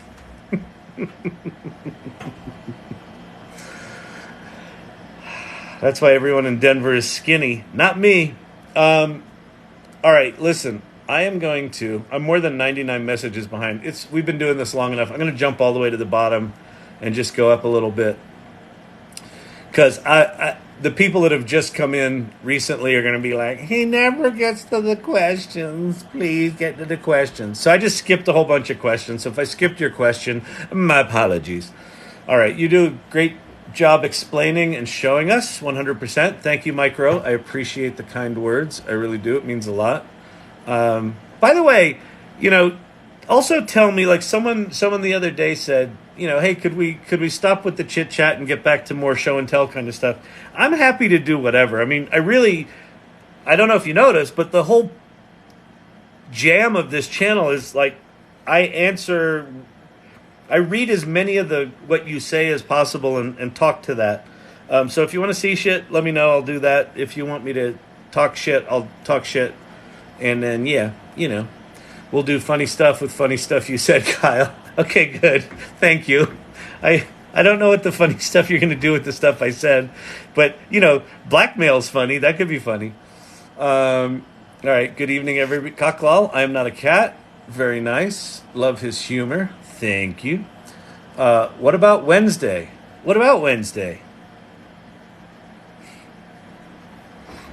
I do not know. TikTok won't let me post GPT-4's excellent poem in iambic pentameter about Bonnie and Clyde. Post it in the go to Sam. Are you on the Discord for the AI Salon? If you're not, go here. So the salon.ai. This is a group that I started back in December. That's a group of AI adventurers, we call ourselves. So it's a community, and we have a Discord. So the link to the meetup, we meet every other week, and then we've got a Discord.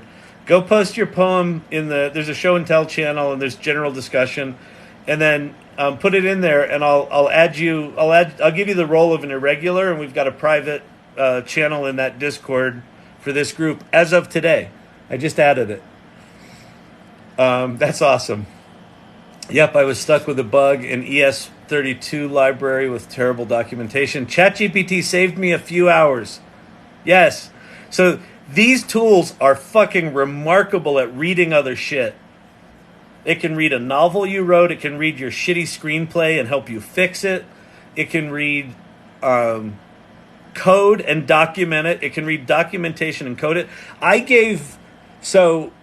My company's, the way we assemble videos at Storyvine is a kind of a proprietary XML thing.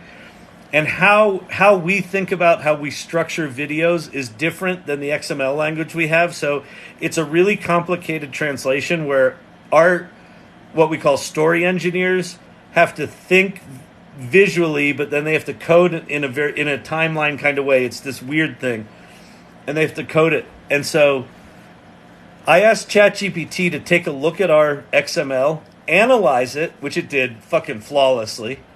And then I said, here's how we think about storytelling. How would you re-architect the XML to match our story structure? And it fucking did it perfectly. It was shit that I've been thinking about for 5 years. Like, man, if I ever do this, here's kind of how I would approach the XML translation to a new version of XML. And it fucking just did it like 100%. It took an existing chunk of XML with live data in it, rewrote it with new tags, new syntax, new structure, and maintained all of the variables, all of the links to the assets. It was fucking insane.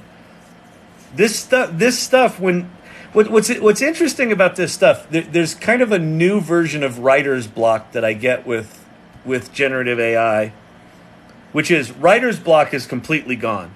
Right? Because any sort of little hint of an idea that you have, you can stick it in one of these tools and like, bring, it springs to life.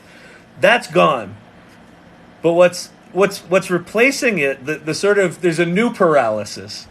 And the new paralysis is you look at that prompt box and you're like, well, what Well, what do I do with it? What do I put in there? You're so cute, your little box. I could put anything in here. I don't know what to do. And I just sit there and I'm like, well, I could make a poem again for about the 40th time. That's fucking no. Okay, that's dumb. I could have it write an email. I don't have any emails to write, and I can write emails. I'm fine with that. And so, how you break through that is, don't think about what do I do in ChatGPT. Flip the script and say, what's shit that I have in my life that is a headache for me, or is hard, or like I do repetitively, and it's soul crushing to me. Start with that shit and then go, how can this stuff fix that? And you'll solve it like that. It's amazing. It's amazing when you flip that script. Even the first verse is too long. Oh no. Oh no.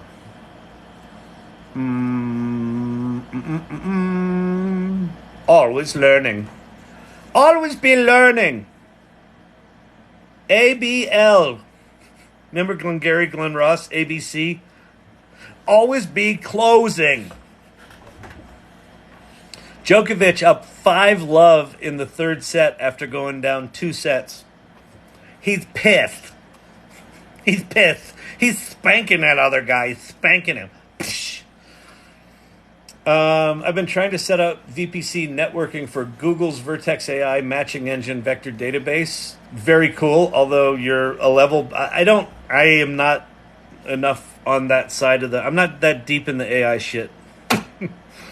But sounds cool. I don't know it. I don't know it. I ain't been in it yet. For like the last 5 years, every time Google would put out something about TensorFlow, they're like, there's a new version of TensorFlow and you can do machine learning. I'm like, yay, we can do machine learning. If you went to Stanford and have a math degree. Fuck! And then, when was it? It was, I don't know, early in 2022 when I was doing generative image stuff and I discovered the GPT playground. And I'm like, oh, okay, I can get my head around this because this is like English language as a programming language. This I can have some fun with.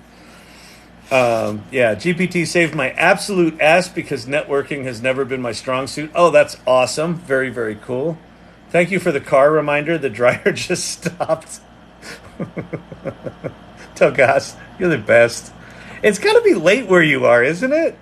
It's got to be like fucking 1 a.m. or later. AI is going to change the world in ways we can't even imagine. Probably a potato. Okay, first of all, probably a potato. 10 out of 10 on the name. Solid name. Now, 0 out of 10 on the avatar because you didn't put a picture in there. Probably a potato. Go to Midjourney. Go to anywhere and make a potato and put it in your picture. There's a massive lost opportunity here. Probably a potato. But anyway, Tater. Listen, Tater. Yeah, AI is going to change the world in ways we can't even imagine. This is why I come here every night, because I do not want to lose touch with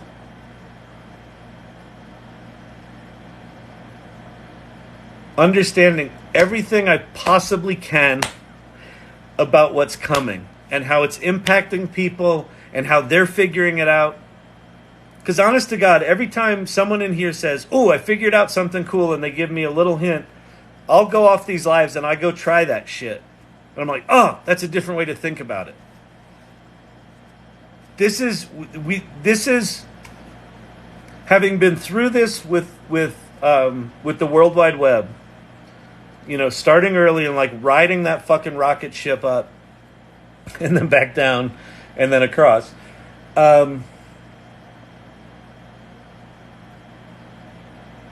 The only thing that I know for sure, and I know this for sure, like ain't a question about it. The only thing I know for sure is this is a singular moment in history. We are in rarefied air as humans to be lucky enough to be alive right now. to be lucky enough to understand what life was like before AI, the generative AI, this stuff, November 30th, 2022, ChatGPT's launch, that for me is the demarcation of there was the time before that and there was the time after that. The fact that we get to be at that cusp is fucking amazing. And so all we can do is surmise. But the more you learn these tools and the more you learn what they do and the more you hear someone was like, hey, I didn't know anything about networking, but I used ChatGPT to help me figure all this networking shit out and I didn't look like a schlub to my boss, fucking awesome. And then you go, oh shit, that's amazing. Okay, wait. That's kind of like what I'm doing over here, but it's not networking, but it's this, but I don't understand it. Maybe I could use ChatGPT. Huh, yeah, huh. Oh shit, it worked for me too. Hey boss, here's a cool thing. Oh my God. Jolly Rancher, how did you do that? Well, I'm just special. And I had a little help from a friend. It's a remarkable time. And this is the only time when it's this raw.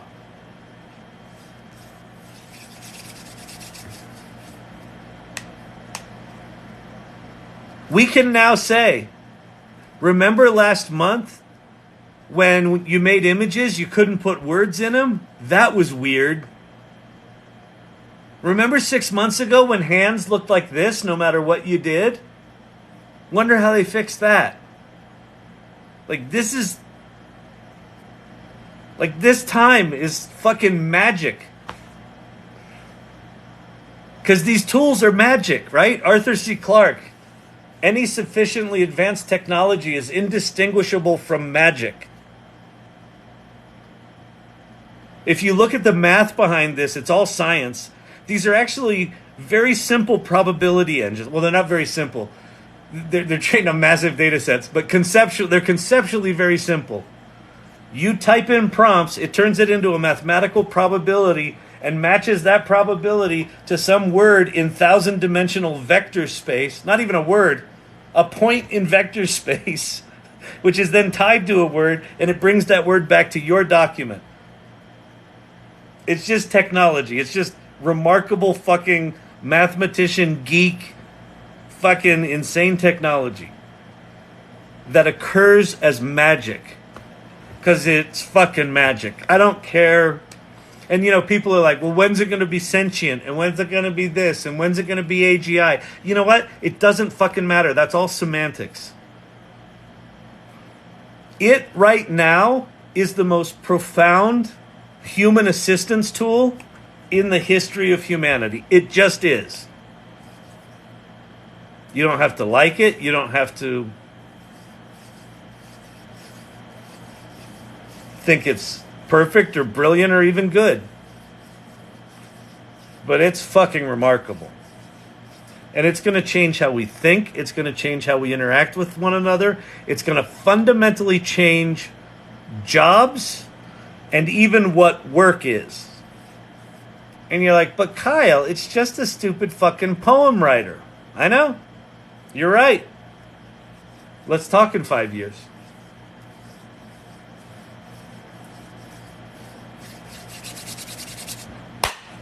You know? You know what I'm saying? You know what I'm saying, man? All right, what time is it? It's going on 10 o'clock here in Denver, Colorado. You know where your children are? Mine are right upstairs. Right upstairs. Yeah, the hair's gotten a little kind of, it's gone kind of 80s, hasn't it? It's like, it's just, my hair doesn't know what decade it's in. On an hourly basis, it's like, fuck it. We're going to go 70s carpet salesman. Nah, 80s corporate cool dude. I know my Discord handle now. Cool. So Dr. J, the other thing you can do is just ping me. I'm Kyle Shannon in the Discord. Just ping me in the Discord and I'll give you the role. You get to the Salon Discord. Go to the salon.ai and it's a link tree, and then there's an invite to the Discord there, and just go join it. And then I'm going to see a bunch of people will have joined tonight. If indeed anyone joined, I'll just add you as irregulars if you want to join that channel. And here's the trick. If I put you in the irregular channel and you're a poop head, you're going to be right out. No poop heads in the irregulars channel unless you're actually irregular, and then, get yourself to the drugstore.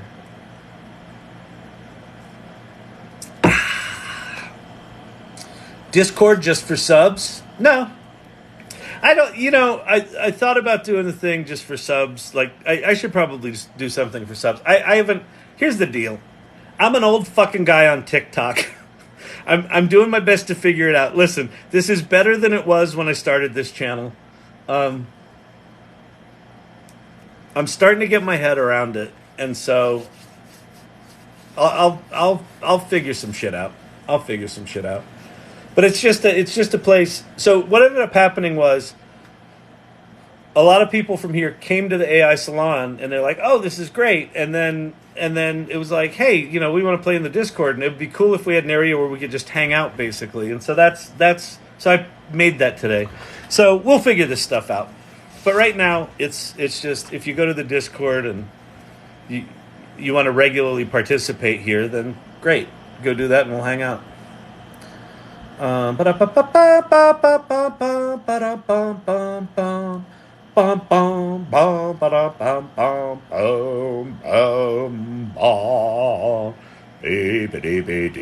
Kyle, what's your schedule this holiday weekend? Well, Tobias, today I'm going to be doing the AI Learning Lab live. I'll start around 8 p.m. and I'll go, that's Mountain Standard Time. Thank you, Cher. I like gummies. Gummies tasty. Oh, Cher Bear reached level 18. Cher Bear's closer to the promised land. The AI Learning Lab is not dissimilar to Scientology. Okay? We have levels.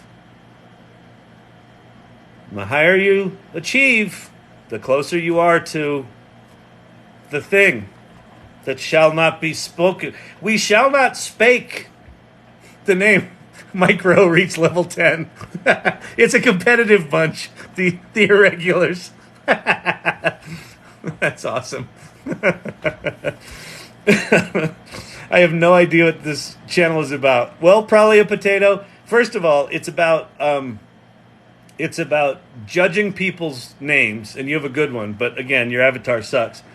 The channel is just really about learning about this shit.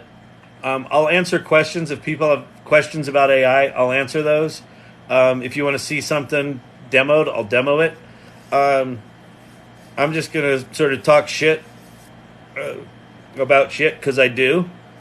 And if you like it, cool. And if you don't, that's cool too.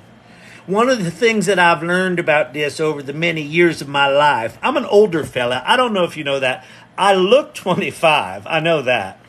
I'm a little older than that. Anyway, one of the things I've learned in my life is that one of the most powerful things when it comes to this kind of channel and storytelling in general is to have a point of view. Because if you don't have a point of view and you try to please everyone, then you have mamby-pamby boring bullshit. The problem with having a point of view is that some people don't like it. They're like, he's stupid.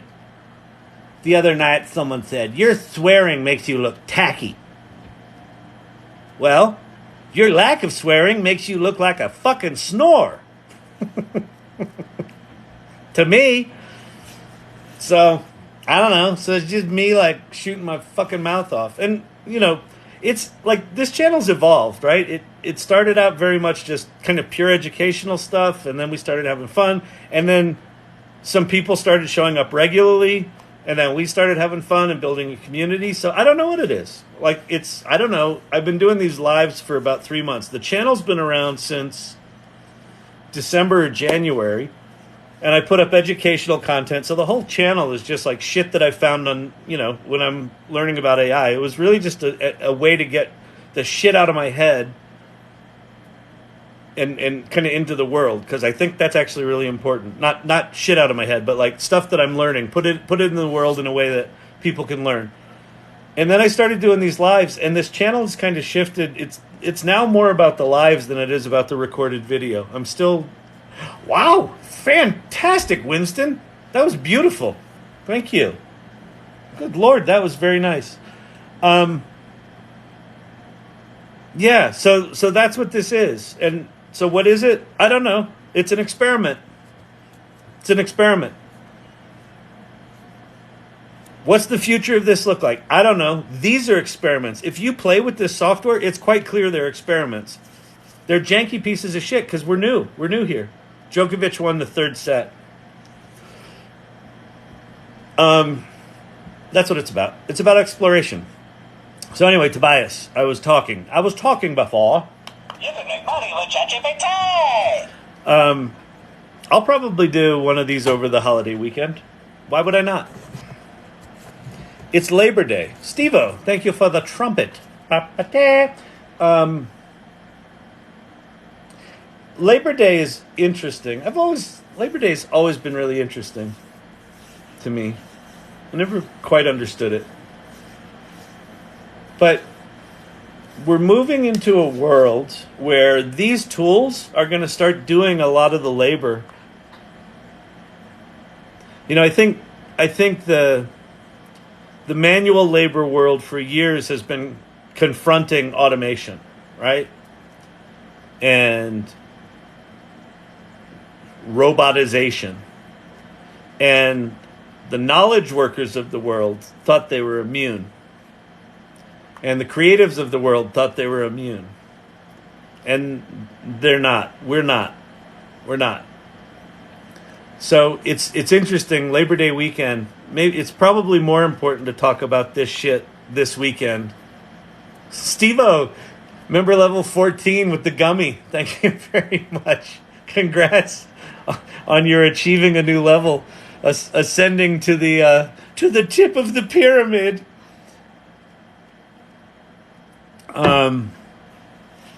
Yeah, I think this stuff's really important to talk about because what work is not going to be the same 5 years from now as it is today. Where our value is in the workplace and in society is about to make a massive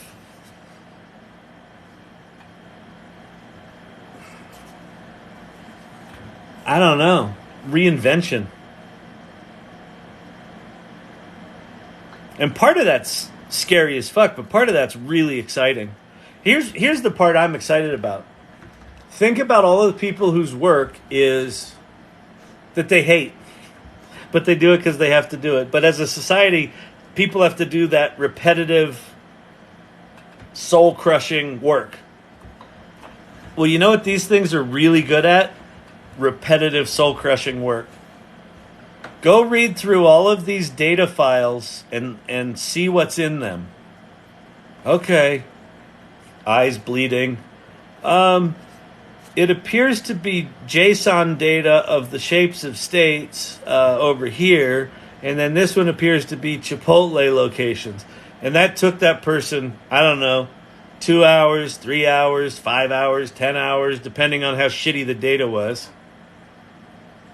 And now you pop it into ChatGPT's advanced data analytics and say, what's in these files? Bang.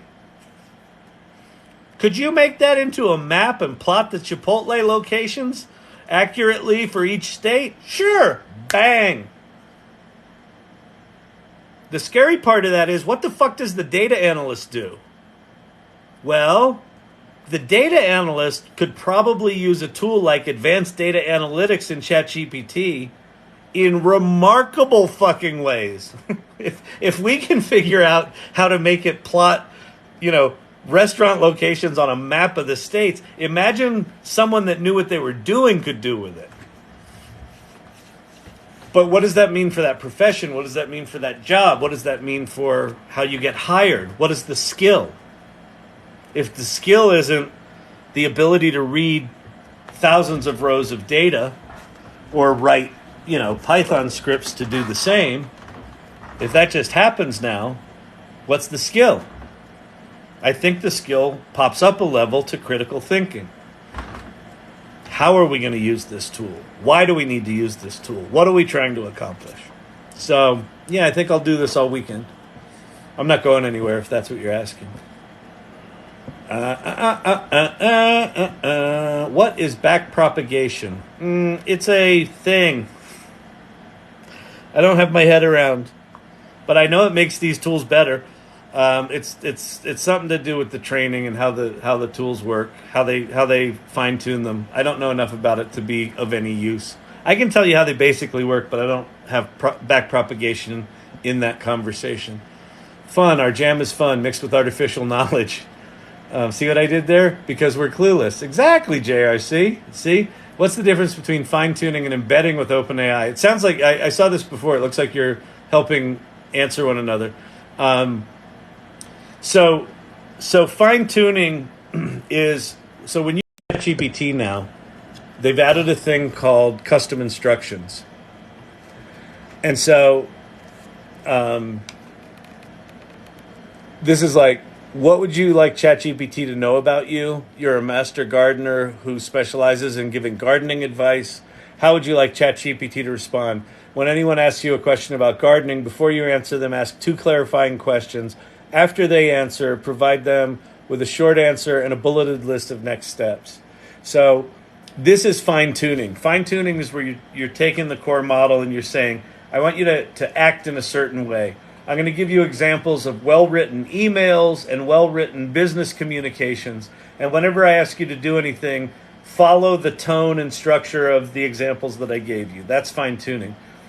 Embedding is where you take a whole pile of your company data. Like, let's say we're going to take Salesforce data for the past 10 years of my company, and we're going to embed that, and that's going to go into a vector database. It now becomes effectively GPTable along with all of the other ChatGPT data. So you're kind of augmenting the larger model with a bigger data set, with your own personal data set. And this is one of the things that Sam Altman just talked about. They launched ChatGPT Enterprise. Right now it's just about privacy of data, but the next iteration of it is going to be, you're going to be able to put your company's data within ChatGPT to be able to search on it, complete with permissions where certain people have access to certain pieces of information. So embedding is, think of it like a larger data set where you're actually able to pull relevant data out just as if it was in the ChatGPT model. Fine-tuning is more about steering it in a direction or two, as it answers you. So hopefully that helps. ChatGPT does great for springboarding code projects. Yes, it's very good at that. Wait, let's get up one of our pretty pictures. We haven't had any pretty pictures up here for a while. Let's see. Which one do we want? That one's cool. We're gonna go. Mer, mer, mer, mer.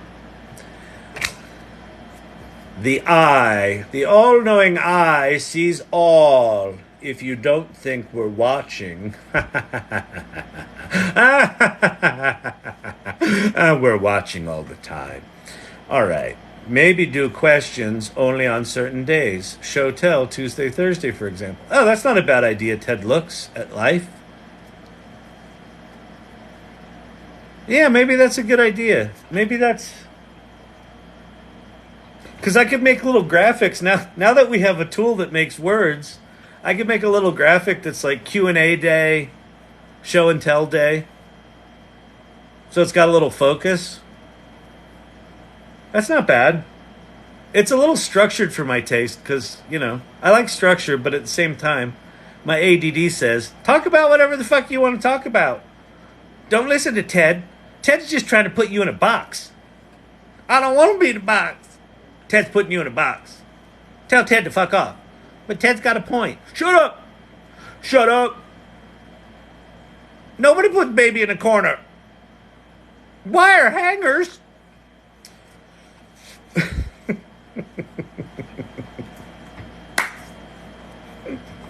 Someone's scrolling through TikTok. They just saw that. They're like, the fuck is this? That's impressive. I don't know what's impressive. Love the XML Storyvine example. Yeah, I'm telling you, that blew my mind. Not only could it read our XML, but it basically completely rewrote the syntax, the whole schema. It created a whole new schema, and it was perfect. It wasn't close. It was perfect. It was exactly how I was thinking about it. Because I gave it enough context, and I said, here's what this is, here's what that is, here's how we do shit now. How would you take that and make it match the structure of this? Perfect. It was just magical. It was just magical. Magical, magical, magical. Prompt. What amazing thing do I want to start? Exactly. Probably a potato. So I've talked about this before where I think that these tools are they kind of short circuit the 10,000 hour argument, right? The Malcolm Gladwell thing that if you want to get any level of mastery at something, you need to put in 10,000 hours. Not anymore. Like, if you put in 500 hours with some focused work on these, you're probably at a pretty masterful fucking level. And so what is that? Like, the implications of that are fucking insane, aren't they? Like, if I said, I want to get good at technical writing. Like, it would take me years. I might go, well, let me go back to school. Let me learn about it. I could put in 100 hours with this and be doing not world class, but like solid C+ level professional technical writing. And if I'm a little clever, maybe get that to kind of B- to B technical writing in 100 hours of training. Huh. Well, that's interesting. So then I could take another 100 hours and I could get to sort of B level work. And then I could take 200 hours here and 500. So in 1,000 hours, I could be decently masterful at 4 or 5 things that are not in my wheelhouse right now. What do you do with that? Well, an option is fucking reinvent yourself, because you don't have to commit 3 or 4 or 5 years now to know if you enjoy being masterful at that thing. I could figure out in 100 hours, now that I'm good at technical writing, oh, I fucking hate this. But if I've put in 3 or 5 years at technical writing, and maybe even I've paid for that and now I'm in debt and I have to pay it off, I've got an emotional overhang of I spent 5 years of my life getting to this level with technical writing, and now I realize I hate it, but fuck, I got to pay off this loan, so let me just go work for 10 years doing that. And the whole time I'm going, oh my God, I've made a terrible mistake. Well, what if that equation went away? And you could just experiment. 100 hours here, 100 hours there. You do 10 things, and you find out 2 of them you fucking love. Oh. Then you go put in 500 hours on each of those. All these tools at the center the whole time. You'll be a completely different human being. Everyone has that opportunity now. Everyone. If you're in this channel, go to fucking ChatGPT. Go here now if you haven't. Go there now. Chat.openai.com. Start talking to it. Go to prompts.chat. That'll teach you how to talk to it. Experiment with Claude and Bard. Those 3. Just start with the top one. Learn how to talk to it. Go start talking to it. Like, is it me? I mean, that's profound, right? I don't have to invest 3 to 5 years to try something out anymore. I can be executing at a professional level in a month if I just focus for a month, not 3 years, not 5 years. So yeah, that's a good prompt. That's a good prompt. Probably a potato I think having the self-awareness of knowing that you're probably a potato means that you're probably not a potato, which is why I love the name. It's a 10 out of 10 name. It's a solid name. Makes general language model do specific tasks. Oh, great. So yeah, you're talking about embedding and fine-tuning. Like responding in a certain way as a company chatbot. I read What is Prompt Engineering Data Camp today. Cool. Very nice. Embedding usually refers to the process of representing data as a vector, a sequence of numbers. Yep. Getting large data sets into GPT-able form is how I like to think about it. Similar words have similar embeddings. Yep. Like dog and good boy would have similar vectors. Right. And dog can also, like dog that you pet and love, could be in a different vector space, semantic cluster, than he's a dog and treated his lady wrong. Right? Same word, two very different semantic clusters. So that's embedding, takes all the words and blows them into these this vector space, which is fascinating. Like when you, what's remarkable about these tools is that the more you learn about them, the more fucking magical it is that they do what they do. It just doesn't make sense that it works, but it does. And so, like, kudos to the fucking super uber nerds who figured this shit out. Jeffrey Hinton and the cats at Google that wrote the Transformer paper. You know, the OpenAI team for going, fuck it, let's just go get all the data we can. Let's jam as much shit down this pipe as we can until it explodes. And it didn't explode. It got remarkable. And then they put out ChatGPT so us mere mortals could fucking play with it.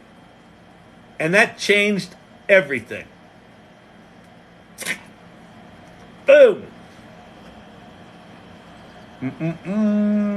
Laughing my ass off. I really should change the avatar. Probably a potato. You have a world-class name and a generic avatar. Come on, dude. You probably are a potato if you got that avatar. Oh, that's funny. Sam Korn giving a lesson on embeddings. This is super cool. It's ever accelerating, and it will leave you behind. This stuff will leave you behind. Absolutely. You can feed it your company's data and embed it and use it to answer questions about the company. Exactly. I had Internet Explorer before images moved. Yep. I remember those days. At agency.com, I remember us writing code to animate images. We would basically have 10 different frames of an animation, and we wrote the code to call them one after another inside a web page. It was all server calls. It was amazing. I'm so sick of TikTok's character limits. There's so much about TikTok to be sick of. But hey, we're here. We get to hang out, so that's cool. That date was the event horizon. It exactly was November 30th, 2022. No more BC or AD, CE or BCE. Now it's BGPT and AGPT. Exactly. What did someone called this channel? Chat ADD. so exactly. When it helped me write an LUA for an obscure game server I run, I realized it will be massive. Yeah, like that's the thing. When you take specific projects and you're like, oh, this is a thing I've been ignoring for 10 years. Maybe I could see if ChatGPT could do something with it. Oh my God, it did it all. It's amazing. The regular here, walk me through the Discord channel sign up. All right. Let's see. I've got the salon.ai. So you go here to the salon.ai. And then you click on Discord community, and then that'll take you to this thing, and you say accept invite, and then it'll bring you into, I forget what channel it brings you into. Is it browse channels? No. It might bring you into introduce yourself, but it brings you into some channel. So the way Discord works, you've got Down this side, you've got at the very top, if anyone direct messages you, they'll show up here. Then each one of these is a different server, right? So think different community. So this one is the AI Salon community. That's Adobe. That's Runway ML. That's a thing called Suno. Somewhere down here is Midjourney. There's Neo Tokyo's an NFT project I'm a part of. There's Midjourney. So these are all different communities. And then when you're in a community, all these things down the left are different channels. So basically, you have to answer some shit. Like when you first get into Discord, I think we make you click on something and then you might need to say, follow these rules. Don't be an asshole. You know, whatever. Contribute nicely. Whatever it says. And then you say, yes, I agree to that. And once you agree to that, then you're able to see all of the channels down the side.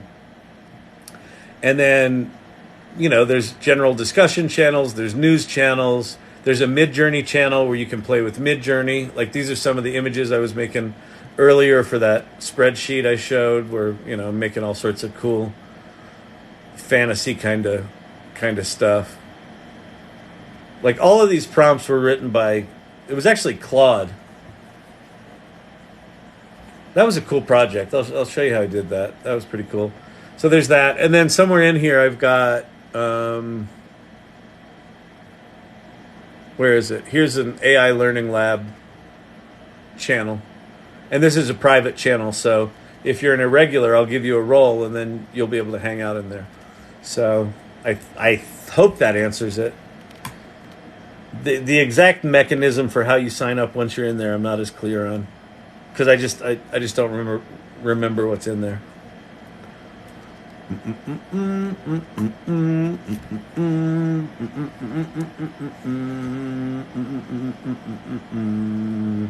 AI today on our hands is like giving a screwdriver to cavemen. Totally. We don't know what to do with it. That's exactly right, multi-dimensional man. You are multi-dimensional. It's really hard. Like, the hardest thing about it right now is understanding what do you actually do with this thing that can do all of this stuff? What do you do with that? What do you do with that knowledge? What do you do with that capability? What are the death throes of companies going to be like that have their business models ripped out from under them? Like, I know the advertising world really well. They make their money, for the most part, on time and materials. It used to be they made their money on media buys and they could give away the creative, right? And they would make their 10% on the amount of TV ads they bought, because there were only 3 networks and it was really fucking easy. And that's why they had the 3 martini lunch, where you'd take someone out that had a lot of money and say, do you want to be on ABC, CBS, or NBC? I want to be on all 3. I want to blow this out. Fantastic, Bob. Bring us another round. That was all it was. You'd sell all that shit. You'd give them the creative for free. You'd make 10% of their $1 billion buy. You got a $100 million agency. That was simple. Then cable TV came along and fucked that up. And then the agency model changed to, well, we got to at least cover our costs on the creative, because we're not making as much on the media buy, because the media buys are all totally fucking fragmented. And then the internet came along and atomized it, right? So it was fragmented because of cable television, and then the internet comes along and blows it fucking out of the water. And then now there's all sorts of ad fraud and internet fraud, and nobody knows what the ultimate measurable institution of the internet, where you can measure everything, becomes an absolute fucking shit show because of advertising fraud and fake audiences and clickbait and fake engagement and all that sort of shit. But agencies made their money on time and materials. So they said to big companies, well, we'll take just a little bit on the media buys, but we're not really making money on that. So we're just going to charge you $120 an hour for the junior people, and $200 for the middle people, and $300 or $400 an hour for the important people. And based on the work that you want to do, we think that's going to take 50 man hours per, and that's how we make our money. Okay, And then along comes a tool where the agency can do the same amount of work with some percent less of the people. And they're like, but that's how we make our money. We want those people doing that work, which is going to fly for some time until the clients go, let me get this straight. With these tools, you get a 50 to, let's be conservative. You get a 25 to 50% productivity increase, but you're still charging us the same amount of money. Am I understanding that correct? Okay. And then some snot-nosed little punk agency comes along that's AI-centric and says, we'll do what they do twice as fast, just as good, for half the price. What's that agency do? I don't fucking know. Are they going to flush their own business model down the toilet, or are they going to have it flushed down the toilet for them? It's going to be painful either way. And like that's like one industry that I know. There's like many industries I don't know shit about, but they're going to have equally as profound ripples run through them.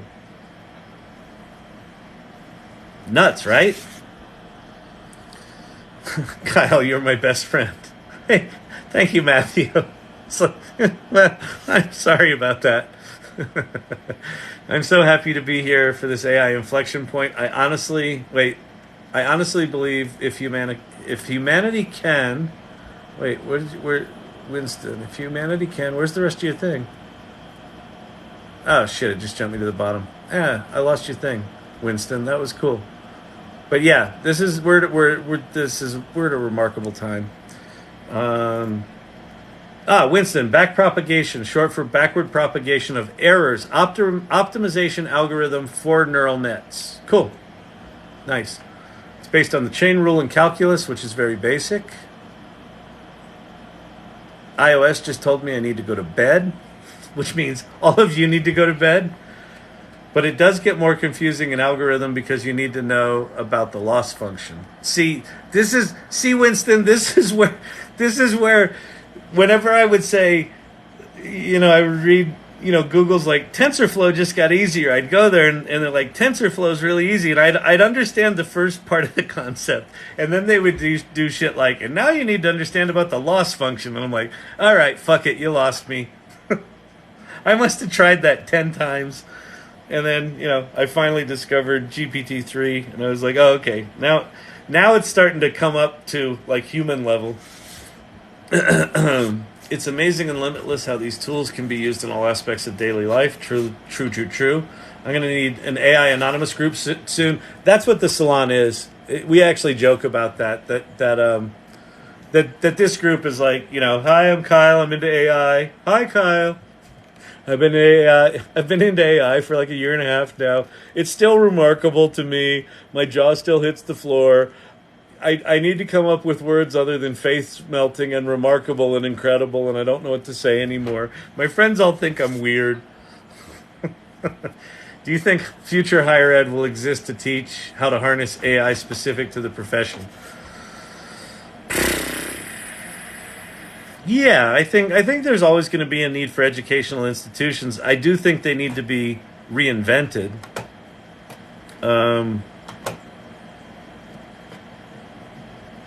See, I don't think AI is going to be a profession.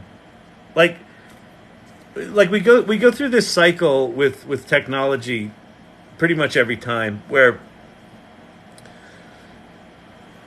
when the web first came along, there were sort of chief internet officers or chief web officers or whatever the fuck they called them, because the web was this thing off to the side. And then it was like, oh, but every company needs a website, and it's actually part of the marketing function. And then the intranet is part of the IT function, and it sort of found its way back into the organization. And then digital happened, and we got mobile phones, and we got social media, and we got all this stuff. And then it was like chief digital officer, right? And digital was this sort of ghetto off to the side where that's all those young punks and we're just running our business over here and we're the professionals and those young snot-nosed little kids with their digital. Well, it's actually getting important now. Make Charlie chief digital officer. Yeah, he's going to do all of the digital stuff. And then the digital stuff, like everything becomes digital, right? And that role becomes unnecessary. And now we're going to do the same with AI where this AI stuff. It's powerful, whatever. But we're over here. We run our business, and we're all digitally integrated. So this is going to be easy for us. So but make Jane the chief AI officer, and then it's going to.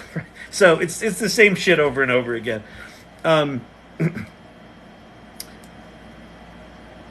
Short term, I think you need someone to focus on this shit. But I think this stuff is going to assimilate into business a lot faster than the web did and a lot faster than digital did. Just because there's too many productivity gains to be had. So businesses are going to take advantage of that. What they do with the extra productivity without needing as many people to do it, that's a fascinating question that I don't have a fucking answer for. It either looks like universal basic income as a bridge until we figure out what the new jobs are, or it looks like all companies say, hey, let's keep all of our employees and just increase our productivity. I don't think that's going to happen either. So, I don't know. I do not know on that front. I just don't know. That's another t-shirt from my Kyle Printify store. Chat ADD. Okay. All right. Yeah. So actually, that's something that we could do in the Irregulars channel on Discord is figure out, like what are the merch we want to do. What you do the funny custom settings. Oh, can you do the funny custom settings again for ChatGPT to perfect style? You did a funny one. What did I do? I did Oh, I know what I did. All right, yeah, I'll do that. So if you're new here, it looks like we got a bunch of new people here. So this is ChatGPT. One of the things ChatGPT has now is a thing called custom instructions.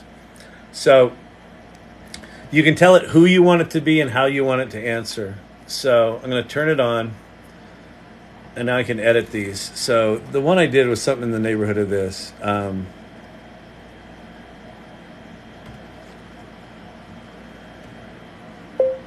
You are a pompous,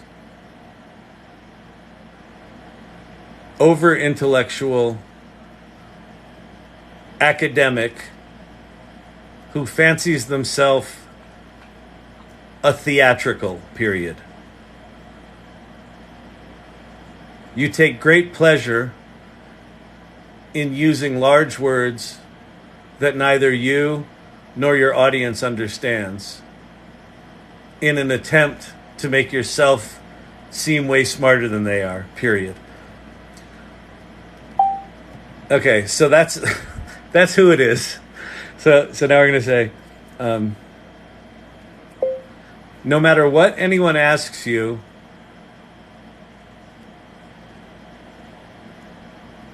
respond with an obscure reference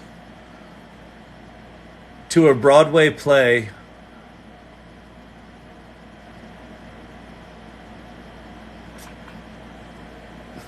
or a piece of overly flowery literature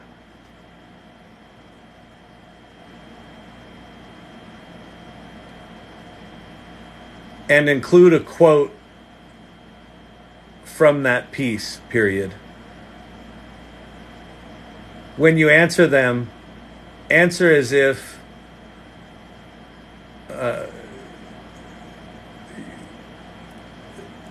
you're Tennessee Williams writing a masterpiece. All right, save. Okay, so now no matter what I ask ChatGPT, it should be an insufferable ass. All right, so let's do this. Hey, I'm wondering if you could help me understand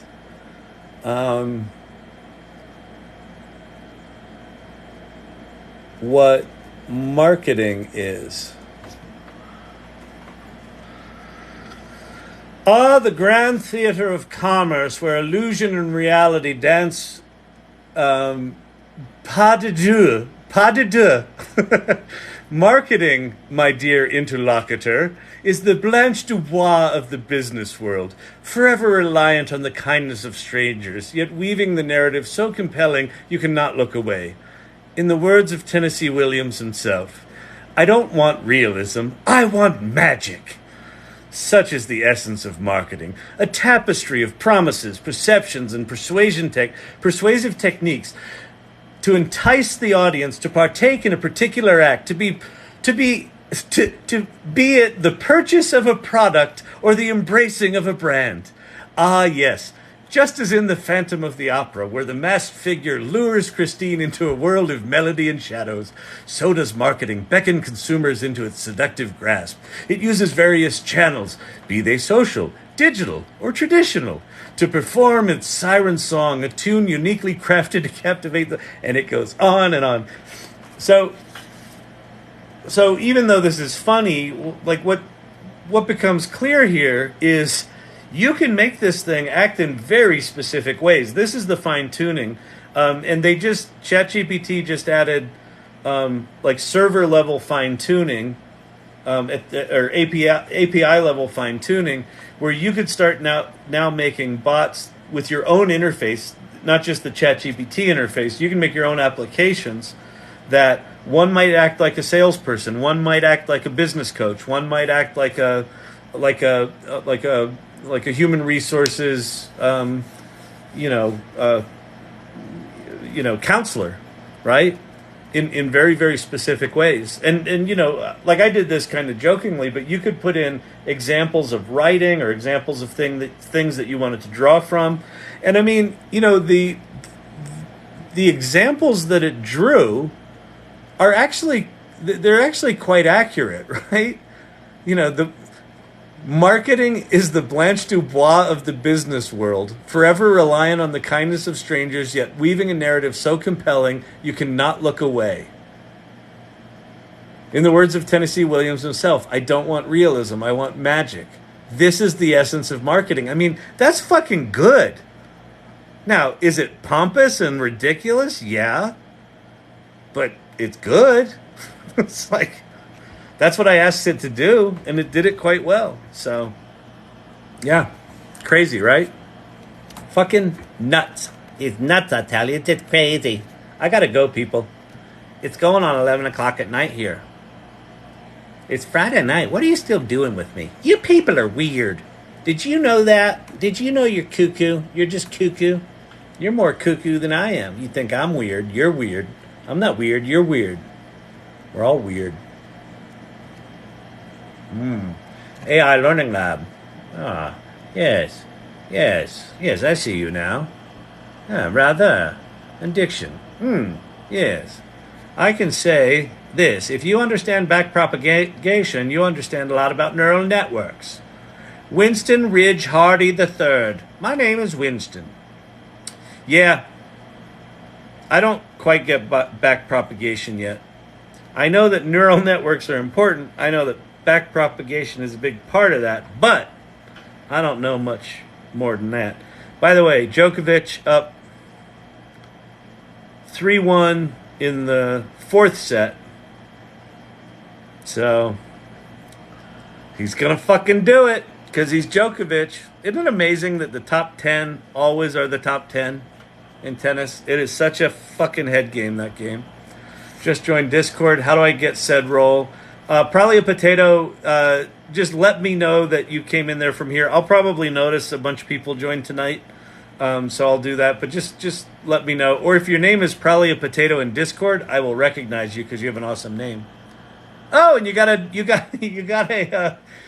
avatar now. Congratulations. See? JRC gives probably a potato emoji. That's awesome. Was your logo made with ideogram? I don't have a logo. These are all ideogram, just AI Learning Lab. Make some what was cool about these ones, I did, I did, this was 70s. 70s poster AI learning lab.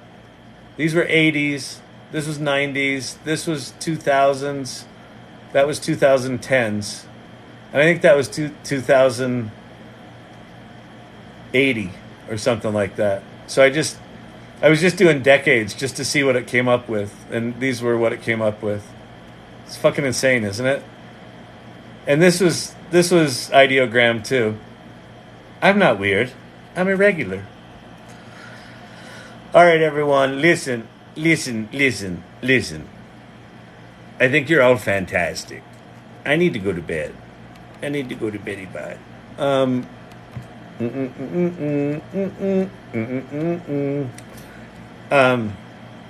to take off. I will be back tomorrow. I'm going to be working on some shit tomorrow. I got a lot to do. And if you're thinking like, Kyle, it's a vacation weekend. Why are you not vacationing? Why are you working? So I like this shit. I like this stuff. So I do whatever work I need to do for like, the domestic shit. And then I do this. So yeah, I'll be working on shit tomorrow. Good night, everybody. Let's see. We'll do a little romper room thing here. I see multi-dimensional man. I see Togas. I see Robert. I see Nancy. Hi, Nancy. I see Tobias. Night, Tobias.